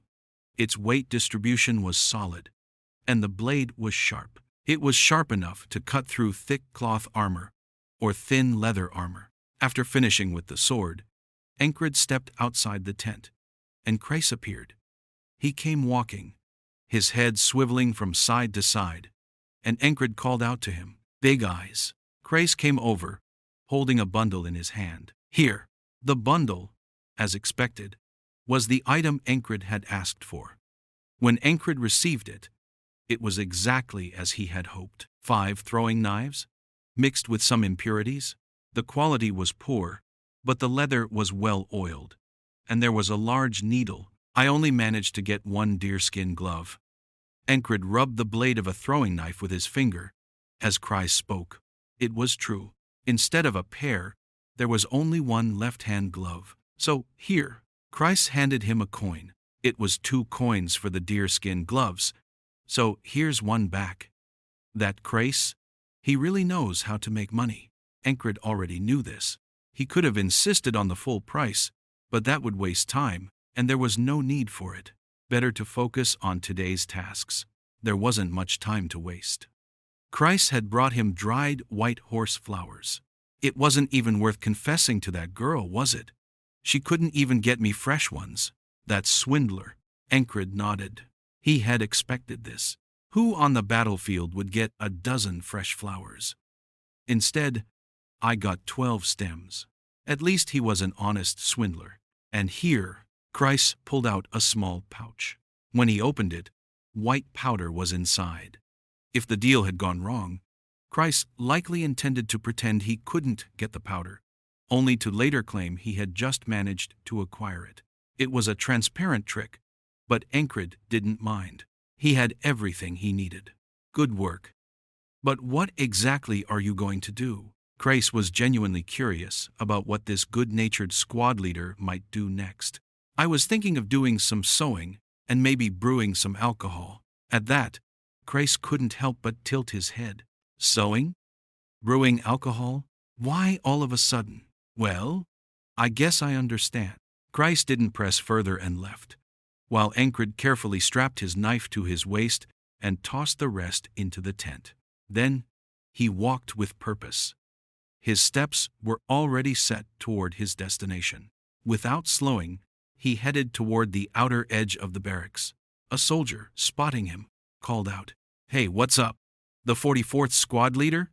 If you're going to take care of business, don't go over there." "Why?" "If this eases parity. Someone peed over there yesterday and got bitten by a snake. A venomous one. Not particularly deadly, but he's been scratching himself all day in agony. I'm in a hurry. I'll be quick. I warned you." It wasn't the soldier's job to actively stop him. He let Encred go. As long as his luck isn't too bad, it should be fine. The soldier thought to himself as he turned away from Encred. Encred walked slowly, glancing around. The outer edge of the barracks had been designated as a restroom area. A few foul-smelling pits and some large trees stood surrounded by dry leaves. Encred carefully avoided the stinky area and scattered the white powder. He then crouched down in an area devoid of grass, picked up a nearby twig, and sharpened one end with his throwing knife. Using the knife's edge like a saw, he repeatedly scraped at the twig, then used force to shape the tip by shaving off the sides. After several strokes, the end of the branch split in two, forming a spear-like point. From the outside, it might have looked like he was just wasting time, but his true intentions were different. Even as he worked, Encred kept an eye on the dry leaves around him. No more than a few moments passed after finishing his work and sipping a cup of tea when the leaves rustled. Snakes dislike white powder. Since he had spread some in one area, it was natural for the snakes to avoid it. Snake hunting was something he occasionally did. If you caught a good venomous one, you could sell it for a decent price. Once, while selling snakes to a drunkard in the city, Encred had asked what the drunkard used them for, and the drunk had chuckled and replied, "You've never tried snake alcohol? Don't speak if you haven't tasted it." A hearty drunk indeed. Sha sha sha. A snake wriggled, emerging from the dry leaves. It had a brown body and a suitably angular head. Encred pressed the twig to the snake's neck. Thunk. With that simple motion, he combined a learned thrust. The snake couldn't escape. He then struck the snake's head with the back of his knife, knocking it unconscious. One down. Encred repeated the process several times. After scattering all the remaining white powder, he kept going until no more snakes appeared. It didn't take long. Before the sun had fully passed overhead, it was done. Encred had caught 5 snakes. He carefully held each snake by the mouth and pressed it into a flask lined with thin leather. The snakes, having woken in a panic, started leaking venom from their fangs. After repeating the process 5 times, he stuffed the remaining snakes into a thick leather pouch. "Constipated? I was just about to go check if I'd been bitten by a snake because you were not coming out." It was the soldier from earlier, looking serious, as if genuinely concerned. "Thanks to you, I'm feeling better." Encred mumbled something in passing and quickly walked off. Behind the barracks where Encred was, a squad leader had been doing needlework. This squad leader, with decent skills, had learned sewing from watching his mother, and his craft wasn't bad at all, but he never considered making a living from sewing and enlisted instead. On top of that, he's got a serious love for alcohol. That was what Encred knew about his squad leader. Encred tossed a bundle of leather in front of the hungover squad leader. "Got a minute?" Though the squad leader didn't look great, his sewing skills were undeniably useful. Encred had already had him patch things up for him a few times. Even if the squad leader threatened to report it to the company commander, he'd still do the job, though with subpar stitching. "Make me some pads for my hands, knees, and elbows with this." "Why should I?" The squad leader frowned. It was a natural response. They weren't exactly close. But Encred didn't have the luxury of time to explain. He needed the work done fast to ensure he'd have it before the battle. "You got any hidden alcohol?" At the mention of alcohol, the squad leader's face shifted. His temper flared, and his brows twitched. With his boar-like appearance, it wasn't hard to imagine him being quick-tempered. Still, it was surprising that someone with such a rugged look could be so delicate with needlework. "If you make some with this, It'll taste amazing. Encred set down the bundle with the wriggling snakes on the table. The snakes began to dance wildly across the leather. Snakes? The squad leader didn't even look inside but spoke up. Ever had snake alcohol? The squad leader nodded, clearly familiar with it. You know it tastes incredible, right? Encred hadn't tasted it himself, but he knew from the boisterous drunkard. If you haven't tasted it, you wouldn't know the flavor. Encred repeated, and the squad leader vigorously nodded. I'll give you some snakes. So make this for me. How'd you know I'm good at sewing? I overheard the company commander talking about it. That wasn't true. The squad leader had been drunk and confessed it directly. But that didn't matter. Shut up, you loudmouth. Despite the grumbling, the squad leader grabbed the needle. It was a fair trade. Then, I'll leave it to you. Fine, I get it. The squad leader's eyes didn't leave the wriggling snake pouch. He must really like snake alcohol. Encred returned to the barracks, grabbed what he left before, and headed toward the training ground where Rem was. No one spoke to him along the way. In moments like this, being part of the 44th Squad was nice. It was a unit that served as both outcasts and misfits. Behind a small hill, where few people passed by, Encred, wearing the deer leather glove, crushed white dead flowers against a stone. He repeated the process until the white petals turned dark green, then mixed in the snake venom. Normally, snake venom only caused mild itching, but when combined with white horse flower, it was different. 77 days ago, an enemy soldier who had fallen victim to this venom was paralyzed and started laughing at Encred. It was a process Encred had learned well. After crushing the flowers, mixing the venom, and creating a sticky green liquid on a flat stone, Encred coated his throwing knife with it. The blade shimmered under the sun, reflecting a dull greenish hue. Now it's ready. Thud, thud. All units, assemble. A loud call rang out from inside the barracks. Encred knew well from repeated experience. It was the summons for the battle order. Chapter 9. Doermani. A different man, each day. The order to prepare for battle was given, but it wasn't a detailed strategy briefing. All they were told was to be ready. As soon as Encred received the order, he headed to the rear barracks. By now, the master of needlework, who had skipped the squad leader meeting claiming to be ill, would have completed his work. You didn't give me any thread. Indeed, he had not. Encred was greeted by hand, knee, and elbow guards, made of sturdy leather crafted with care. Thread? Feigning ignorance, Encred watched the alcohol-loving squad leader huff in frustration. What was I supposed to do with just the leather? Well, you're resourceful enough to unravel some blanket threads and weave them properly, thought Encred. This wasn't the first time he'd done something like this. Even without being provided with thread, this man, who always responded enthusiastically to gifts, had worked wonders. Forgot about it. Doesn't look like you forgot at all. Despite squinting from the remnants of his hangover, he was sharp. No, really, I forgot. His expression said otherwise, but Encred didn't care. He casually gathered the leather guards. The stitching was meticulous. Though Encred had crafted similar items himself, this friend's handiwork was undeniably superior. Encred was satisfied. Feels like I've been duped. Good job. He gave the man a pat on the shoulder and returned to the barracks. Upon returning, Encred simply mentioned the afternoon battle and busied himself at his station. Swish. Encred drew his sword and gripped the deer leather glove in his hand, slicing back and forth with precision. After shredding the leather into strips, he stretched them out and quickly crafted a sheath for his throwing knives. Finally, he made long cuts at the ends of the leather to create tassels for tying, and fastened it around his waist like a belt. This wasn't his first time. Having repeated this task dozens of times, Encred's hands moved with practiced ease. Rem, observing from over his shoulder, asked, "What are you doing? You've got smaller knives. Why use that one?" "Testing the blade's sharpness." "You're good with your hands. Hope your swordsmanship is just as sharp."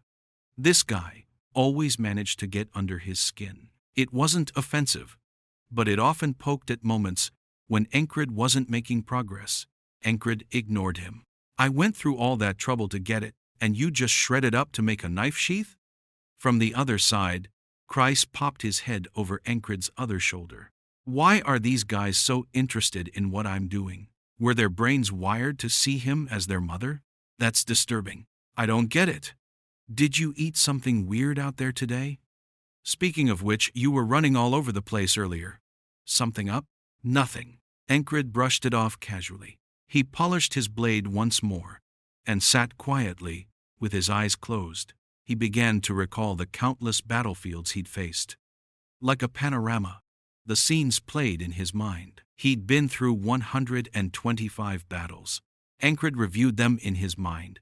Preparations like these were for survival, not for honing swordsmanship.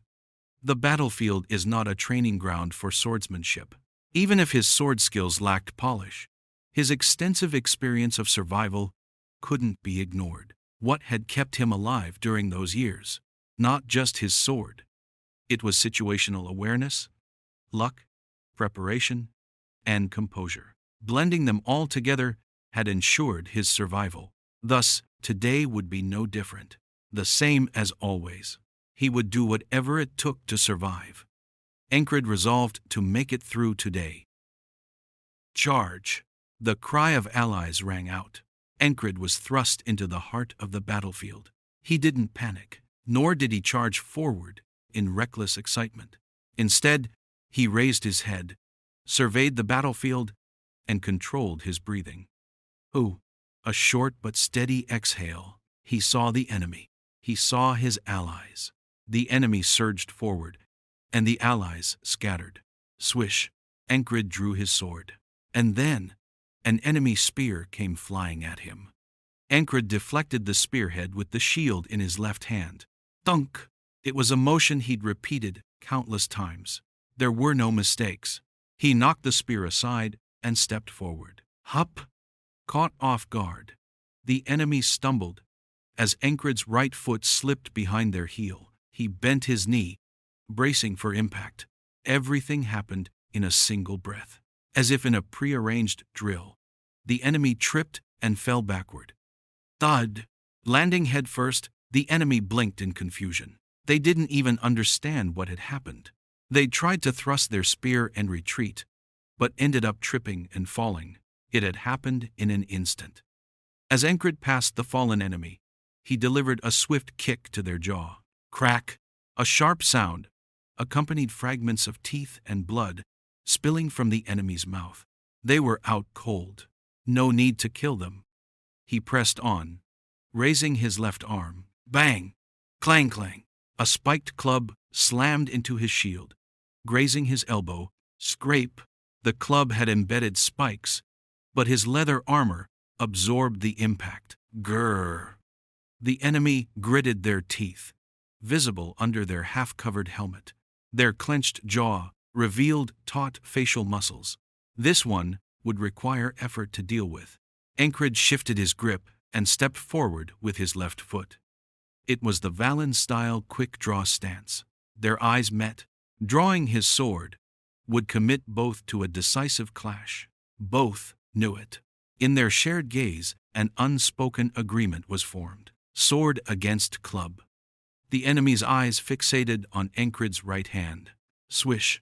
Before his sword was fully drawn, Encred's left hand moved first. A throwing knife shot from his waist, slicing through the air. Caught off guard, the enemy raised their arm. Thunk! The knife embedded itself in their arm. Even with a gambeson, the fabric over the arms was thinner to allow flexibility. The knife had struck flesh. You coward! The enemy shouted. There's no such thing as honor in survival. Silently, Encred slid his sword back into its sheath. The Valen-style quick-draw wasn't just about drawing the sword, it was also about feinting to throw knives or stones. You bastard! The enraged enemy charged, veins bulging on their forehead. That only hastened the venom's effect. Mid-charge, they collapsed forward. The paralytic poison had taken hold. Thud! They fell face first into the ground, gasping and writhing. Ancred walked past without a second glance. The next enemy was dispatched with a kick to the groin, and another was pushed forward into an ally's hammer swing. Smack! Even with a helmet, a mace strike to the head was fatal. Ancred didn't do anything extraordinary. He simply took the actions needed at each moment. Yet, those actions led to small victories for his allies. "Thanks for saving me," an unfamiliar voice spoke. Ancred nodded indifferently and moved on. It wasn't a big deal to him. "Thanks, man." Squad leader. Was that skill or luck? Either way, drinks are on me later. Shit, thought I was dead. Such comments came from more than a few. Compared to his first battle, his growth was immeasurable. At the center of it all was, naturally, the heart of the beast, calmly and steadily. The heart of the beast does not beat recklessly. Possessing its wild nature allows one to gaze upon everything with composure. Amid the chaos of the battlefield, Ancred walked on, attuned to the rhythm of his heart. This was the battlefield he had faced dozens of times. That didn't mean he wasn't tense. The more familiar it becomes, the more one falls prey to the unexpected. Even if today repeated itself, not everyone he met would act the same way. Their actions would shift depending on how Ancred responded. Thus, he walked slowly, prioritizing observing his surroundings. Here, about now. A faint swish. A dagger was swung upward from below, an inventive strike aimed at his leg, delivered as the attacker feigned a stumble during combat. I've fallen for this one before. There were times he tried to avoid it. Then he discovered an easier way. It was like blocking an arrow. If you couldn't avoid it, you blocked it. Thunk. The dagger struck the leather greave, failing to cut into Ancred's shin. It was only natural. Huh? The startled gasp of the foolish enemy soldier became his final words. With the metal edge of his shield reinforced, Ancred drove it into the back of the soldier sprawled on the ground. Crack! Arr! The scream was brief and faint. Wag! Instead, the deafening roar of the battlefield filled the air. Ancred's prowess alone could not change the tide of battle. All it did was offer a modicum of relief to those fighting nearby. I can't save everyone. This was the battlefield, where dozens or even hundreds fell. Charging in with the intent to save everyone was the height of naivety and folly. "Come at me, you bastards!" The cry came from a spearman in another squad. Ancred knew who it was without looking. As Ancred moved forward, he'd already dispatched over 5 enemy soldiers. That boastful fool had, in truth, died dozens of times over. If not for Ancred stepping in, he'd be dead today, as well slashed across the leg and rolling on the ground before meeting his end. Straightening his back, Ancred took a deep breath in and exhaled. That's step 1. This was a battle he'd fought countless times. Ancred had established his own criteria. The first goal was to reach the front lines unscathed. No injuries. He'd just achieved that goal moments ago. The second step was this. Find a familiar face amidst the melee. Of course, even amidst the chaos, avoiding injury was paramount. Only then could he properly face that sadistic bastard. Having fought through this battlefield over 100 times, Ancred's thoughts always came back to one thing. I want to fight at my best. He wanted to see if all he'd learned, repeated, and trained for could make a difference.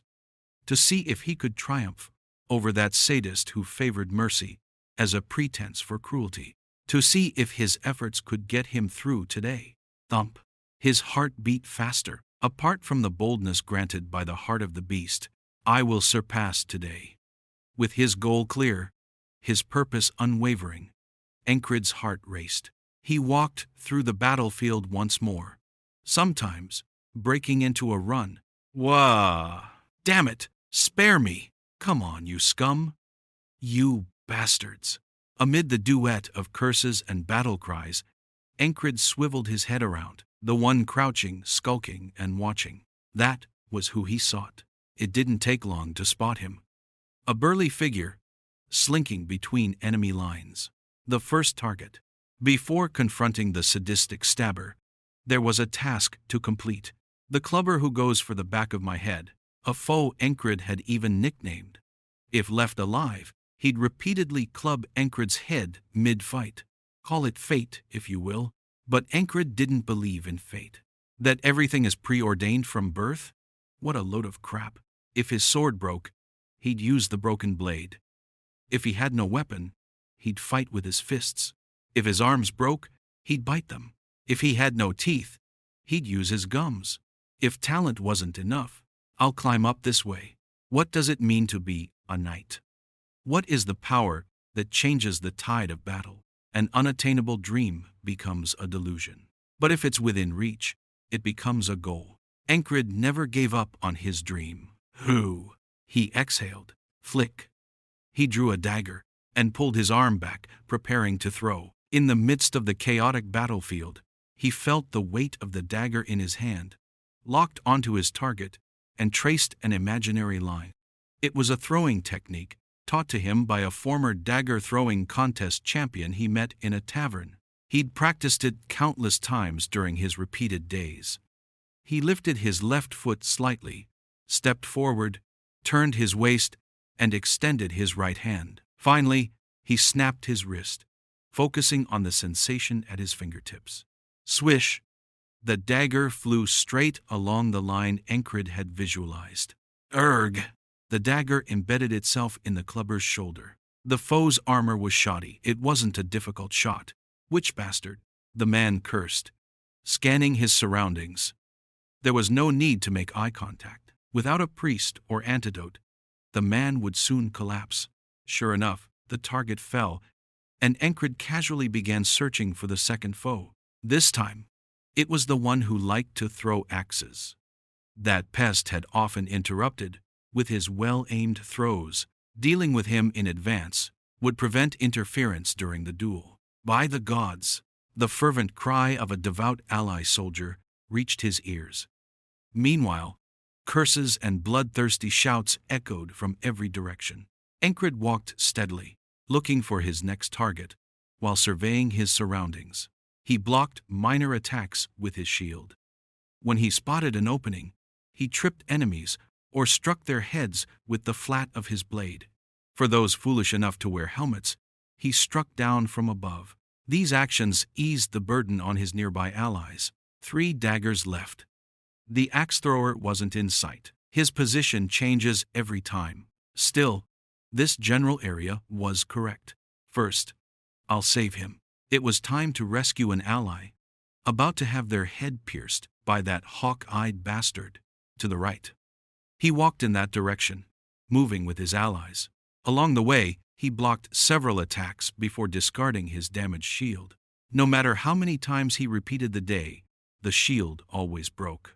Around here, having fought through this battlefield over 100 times, certain patterns had become familiar despite the chaos. A shield rolled along the ground. Encred stepped on the edge of the shield. The shield, wedged against a rock, popped into the air. He caught it mid-flight with ease. Though it was almost a trick, the motion had become second nature after countless repetitions. Impressive! A nearby ally soldier remarked in passing. Enemy behind you. This one had died many times before, distracted by watching Encred. After hearing Encred's words, he spun around. He found himself facing an enemy soldier, armed with a spear. You sneaky rat! The two clashed in a fight for their lives. The ally soldier would win. Encred had seen it happen at least 20 times. There was no need to watch. On this battlefield, familiar to the point of monotony, Encred mentally mapped out the terrain. Let's save Bel first. He moved with purpose. Arr! Bel tripped and fell. Thunk! A shield blocked an arrow. Huh? I'm alive? Keep your head down and crawl back. More arrows are coming. Bel obediently followed the advice. In many of these repeated days, a second arrow had pierced Bel's head. Crawling was the safer choice. Did you strike a secret deal with the goddess of luck? It was Rem. That barbarian He spouted blasphemous words that would make a devout priest faint. Not a scratch on you, huh? Encred's ultimate goal for today was to face that sadistic bastard at peak condition. Go do your job. I will. But something's different about you today. Every day, I'm a different man. There were no identical days in these repeated battles. Each day was one of growth. You might need some medicine, Captain. With that, Rem departed. Was that too much sarcasm?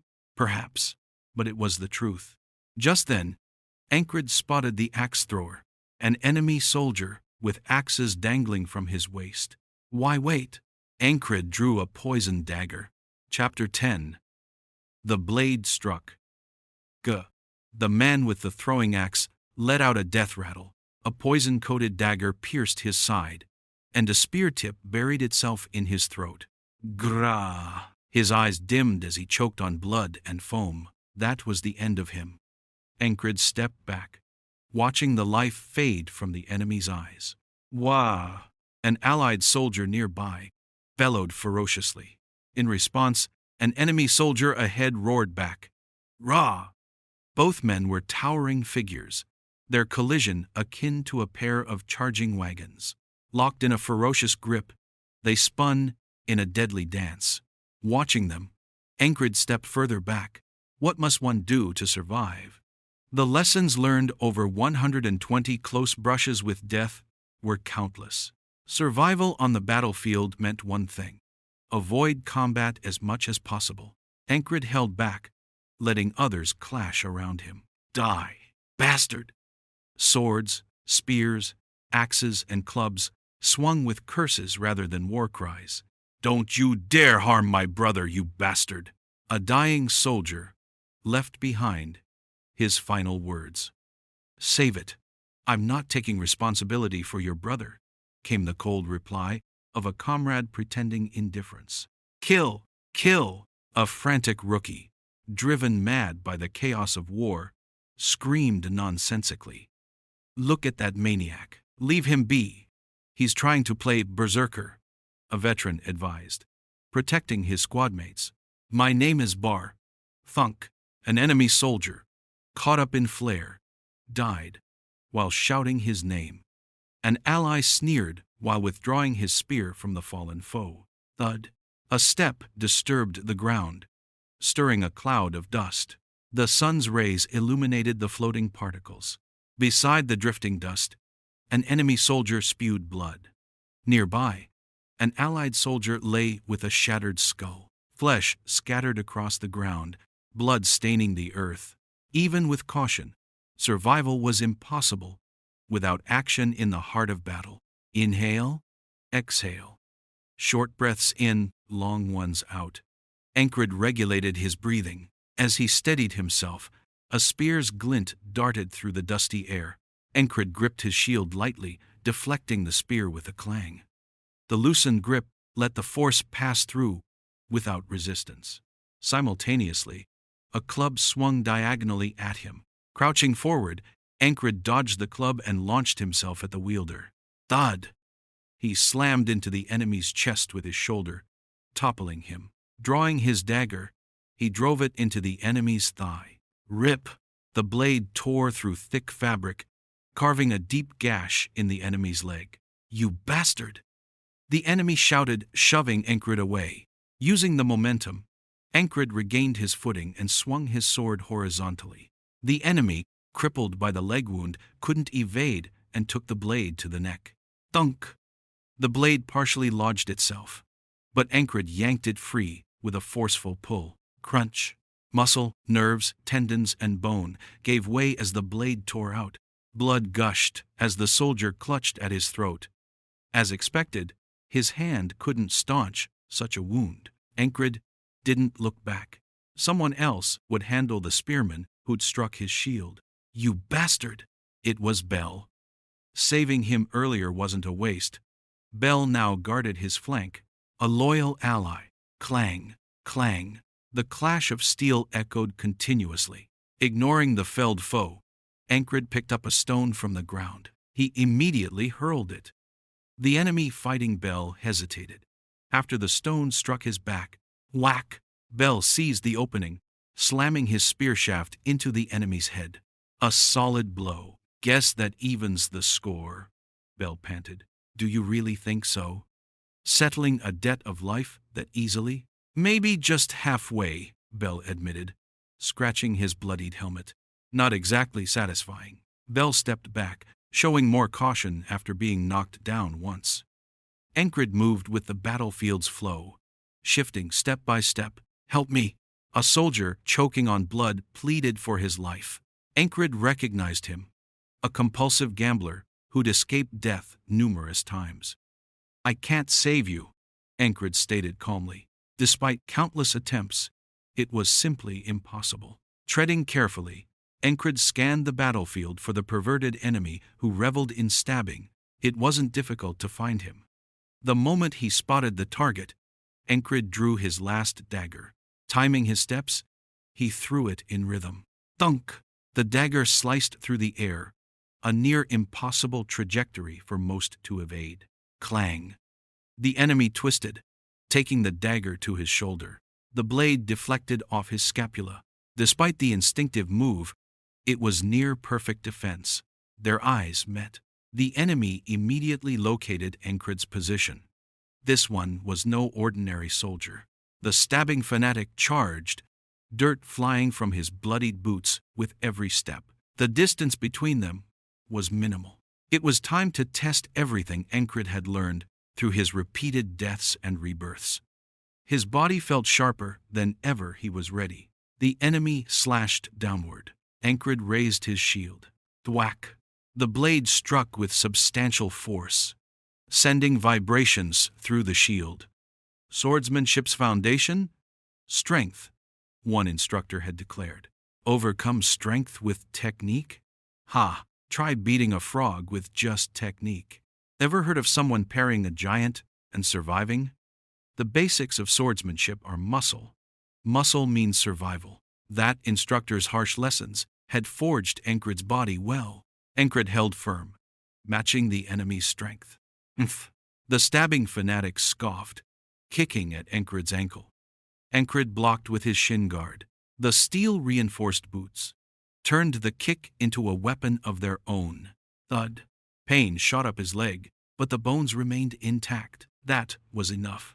He shoved the shield outward and slashed upward. Whoosh! The enemy anticipated the strike, retreating just out of range before lunging in deeper. The opening from Encred's slash was precisely what he'd waited for. Ha! Encred roared, swinging his shield like a club.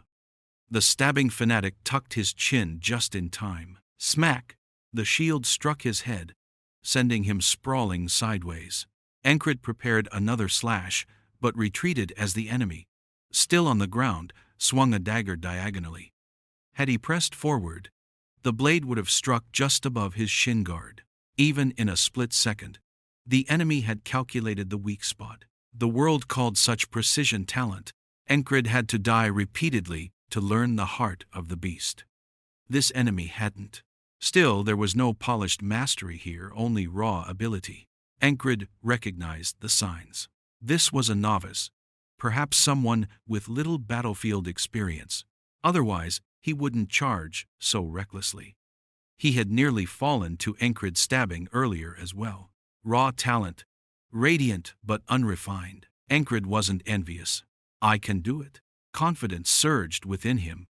He had a gut feeling that all his efforts leading up to today hadn't been in vain. It was time for his struggles, intertwined with death, to bear fruit. You bastard! Venomous eyes glared back at him. The opponent stood up slowly. In the brief interval, another ally stepped in between Encred and his enemy. The stabbing maniac crouched without hesitation and used the hand holding his sword to strike the ally's shin. Crack! The sound of bone breaking echoed. Whenever an ally intervened, the sequence was always the same. Right after the strike to the shin, the dagger would pierce the ally's neck in a single fluid motion. A seamless attack pattern, like flowing water. But Encred already knew this pattern. The dagger moved toward the shocked soldier, who could do nothing but widen his eyes. Just as the blade was about to pierce his neck, whisk! The soldier's body was yanked backward. Skr! Crunch! Instead of stabbing through the soldier's throat, the blade grazed his cheek, skimmed his temple, and scratched his helmet. Gasp! The startled ally fell backward, landing on his rear. So shocked, he couldn't even speak, he just gasped for air. Encred stood in front of the soldier, flexing and unflexing the hand that had grabbed the ally's collar instead of his sword. Fall back! This was his fight. That was his opponent. The person who would confirm what he had achieved. Thump! His heart pounded. Encred was overwhelmed by a flurry of emotions, wondering if it was right to face this moment head-on, doubting if he could defeat his opponent, and yet brimming with an irrepressible fighting spirit. Deep down, he felt an inexplicable conviction. To progress forward, he had to overcome the enemy before him. No holding back, the stabbing maniac sneered. Look at him, such foolishness. It was proof that, despite his talent, he lacked experience. If he were truly serious, he wouldn't have wasted time talking, he would have created an opening instead. But since he hadn't, Encred decided to do it for him. Huff huff. He deliberately exaggerated his breathing. He flinched at every gesture the opponent made. The once fiery red eyes of his enemy seemed dull brown now, and those brown eyes glimmered. The stabbing maniac stepped in and slashed his sword. Whoosh! The speed was on an entirely different level than before. Thud! Encred's heart raced, but he didn't panic or shut his eyes. The heart of the beast is always bold. Watch until the very end and just dodge. That's what Rem always said. At first, Encred thought he was teasing, but now he understood. He could see it. Encred shifted his weight to his ankles and twisted his body. The blade narrowly grazed his shoulder. After dodging, he swung his sword horizontally. Ting! The enemy raised his dagger vertically to intercept. Encred's sword and the stabbing maniac's dagger formed a cross. Ting, ting, ting! As Encred pushed against the dagger, sparks flew from the friction. The stabbing maniac angled his dagger and redirected the blade to the side. Encred abandoned the attack and raised his shield close to his body. Bang! The blade struck the edge of the shield, scattering more sparks. The stabbing maniac had withdrawn his sword in an instant and swung again, but Encred had seen this pattern before. He turned his head sharply, noticing that the enemy had disappeared from view. Without hesitation, Encred raised his sword vertically and slammed it into the ground. The stabbing maniac, who had been charging low, halted. The sword pierced the blood-soaked ground with a thud, and the opponent froze in an awkward crouch, lifting only his head. His eyes radiated a chilling intent to kill. Cheap tricks? He ground his teeth audibly. Tricks are still skill, you bastard. Encred didn't respond. Instead, he kicked dirt toward the enemy with the tip of his boot. Whoosh! Ugh! The stabbing maniac quickly shielded his face with his forearm. Even now, he reflexively reacted. It wasn't the first time Encred had seen such a scene, and it wasn't impressive anymore. You bastard! When the enemy had the upper hand, he gloated and spoke of mercy. But when he was cornered, he lost his temper instantly. Encred had long since figured out his personality. The stabbing maniac lunged again, closing the distance. Clang, clink, thud. Encred blocked a relentless series of strikes with his shield. The shield creaked under the pressure. The opponent closed in further, switching to his dagger, aiming for Encred's side. It was the same move that had killed him in the past. This time, Encred raised his elbow. Thunk! The dagger stopped, caught against the tough leather of his armor. At the same time, Encred leaned forward and thrust his head. The Valen mercenary technique. Headbutt. Smack. Erg! The stabbing maniac staggered, and Encred's head spun briefly. In the past, this would have been the moment when another enemy struck him from behind with a club. But not today. There was no one throwing axes either. Instead, there was Bell. Damn it, I'll help, Bell shouted. Stop anyone else from interfering, Encred replied. This is my fight. Suppressing the urge to vomit, Encred steadied himself, hearing his enemy curse. You crazy bastard. If I'm dizzy, you must be too. The dizziness passed quickly. I'll enjoy watching you struggle as you die. The stabbing maniac took a stance, one foot forward, the other back, like a charging cavalryman. From that stance came a thrust as swift as an arrow. The tension constricted Encred's heart. He steadied his breathing to release it. Stay bold. Could today's repetition overcome the wall of talent? The answer awaited. The stabbing maniac moved. He was nothing more than a point, moving faster than sight. He became light, a blade poised to pierce Encred's body, or so it seemed. Encred narrowly dodged. Swish, the blade grazed his side, leaving a fiery pain behind. Ignoring it, Encred stepped forward, pulling his sword arm back as though knocking an arrow. Shifting his weight onto his left foot, he balanced himself. He'd learned by watching, by enduring stabs, and by sparring with Rem. Tap. Balance, not brute strength, guided his advance. He poured his will into the blade. Pierce. His resolute will imbued the sword, and as he unleashed his taut muscles, the blade struck. Thunk! The well-sharpened sword pierced through thick leather and cloth. Reaching the enemy's heart, the sword, his hand, and his arm felt like one. Finally, he could savor the fruits of his labor. Hey! Someone shouted, but Encred didn't hear it. Before he could bask in victory, wham! A colossal force struck his left side, launching him into the air. What? This was something he had never experienced in any of the 125 iterations of today. Frogged. Whether it was Bell or someone else, he couldn't tell. The shout echoed faintly as Encred's vision went black. He passed out.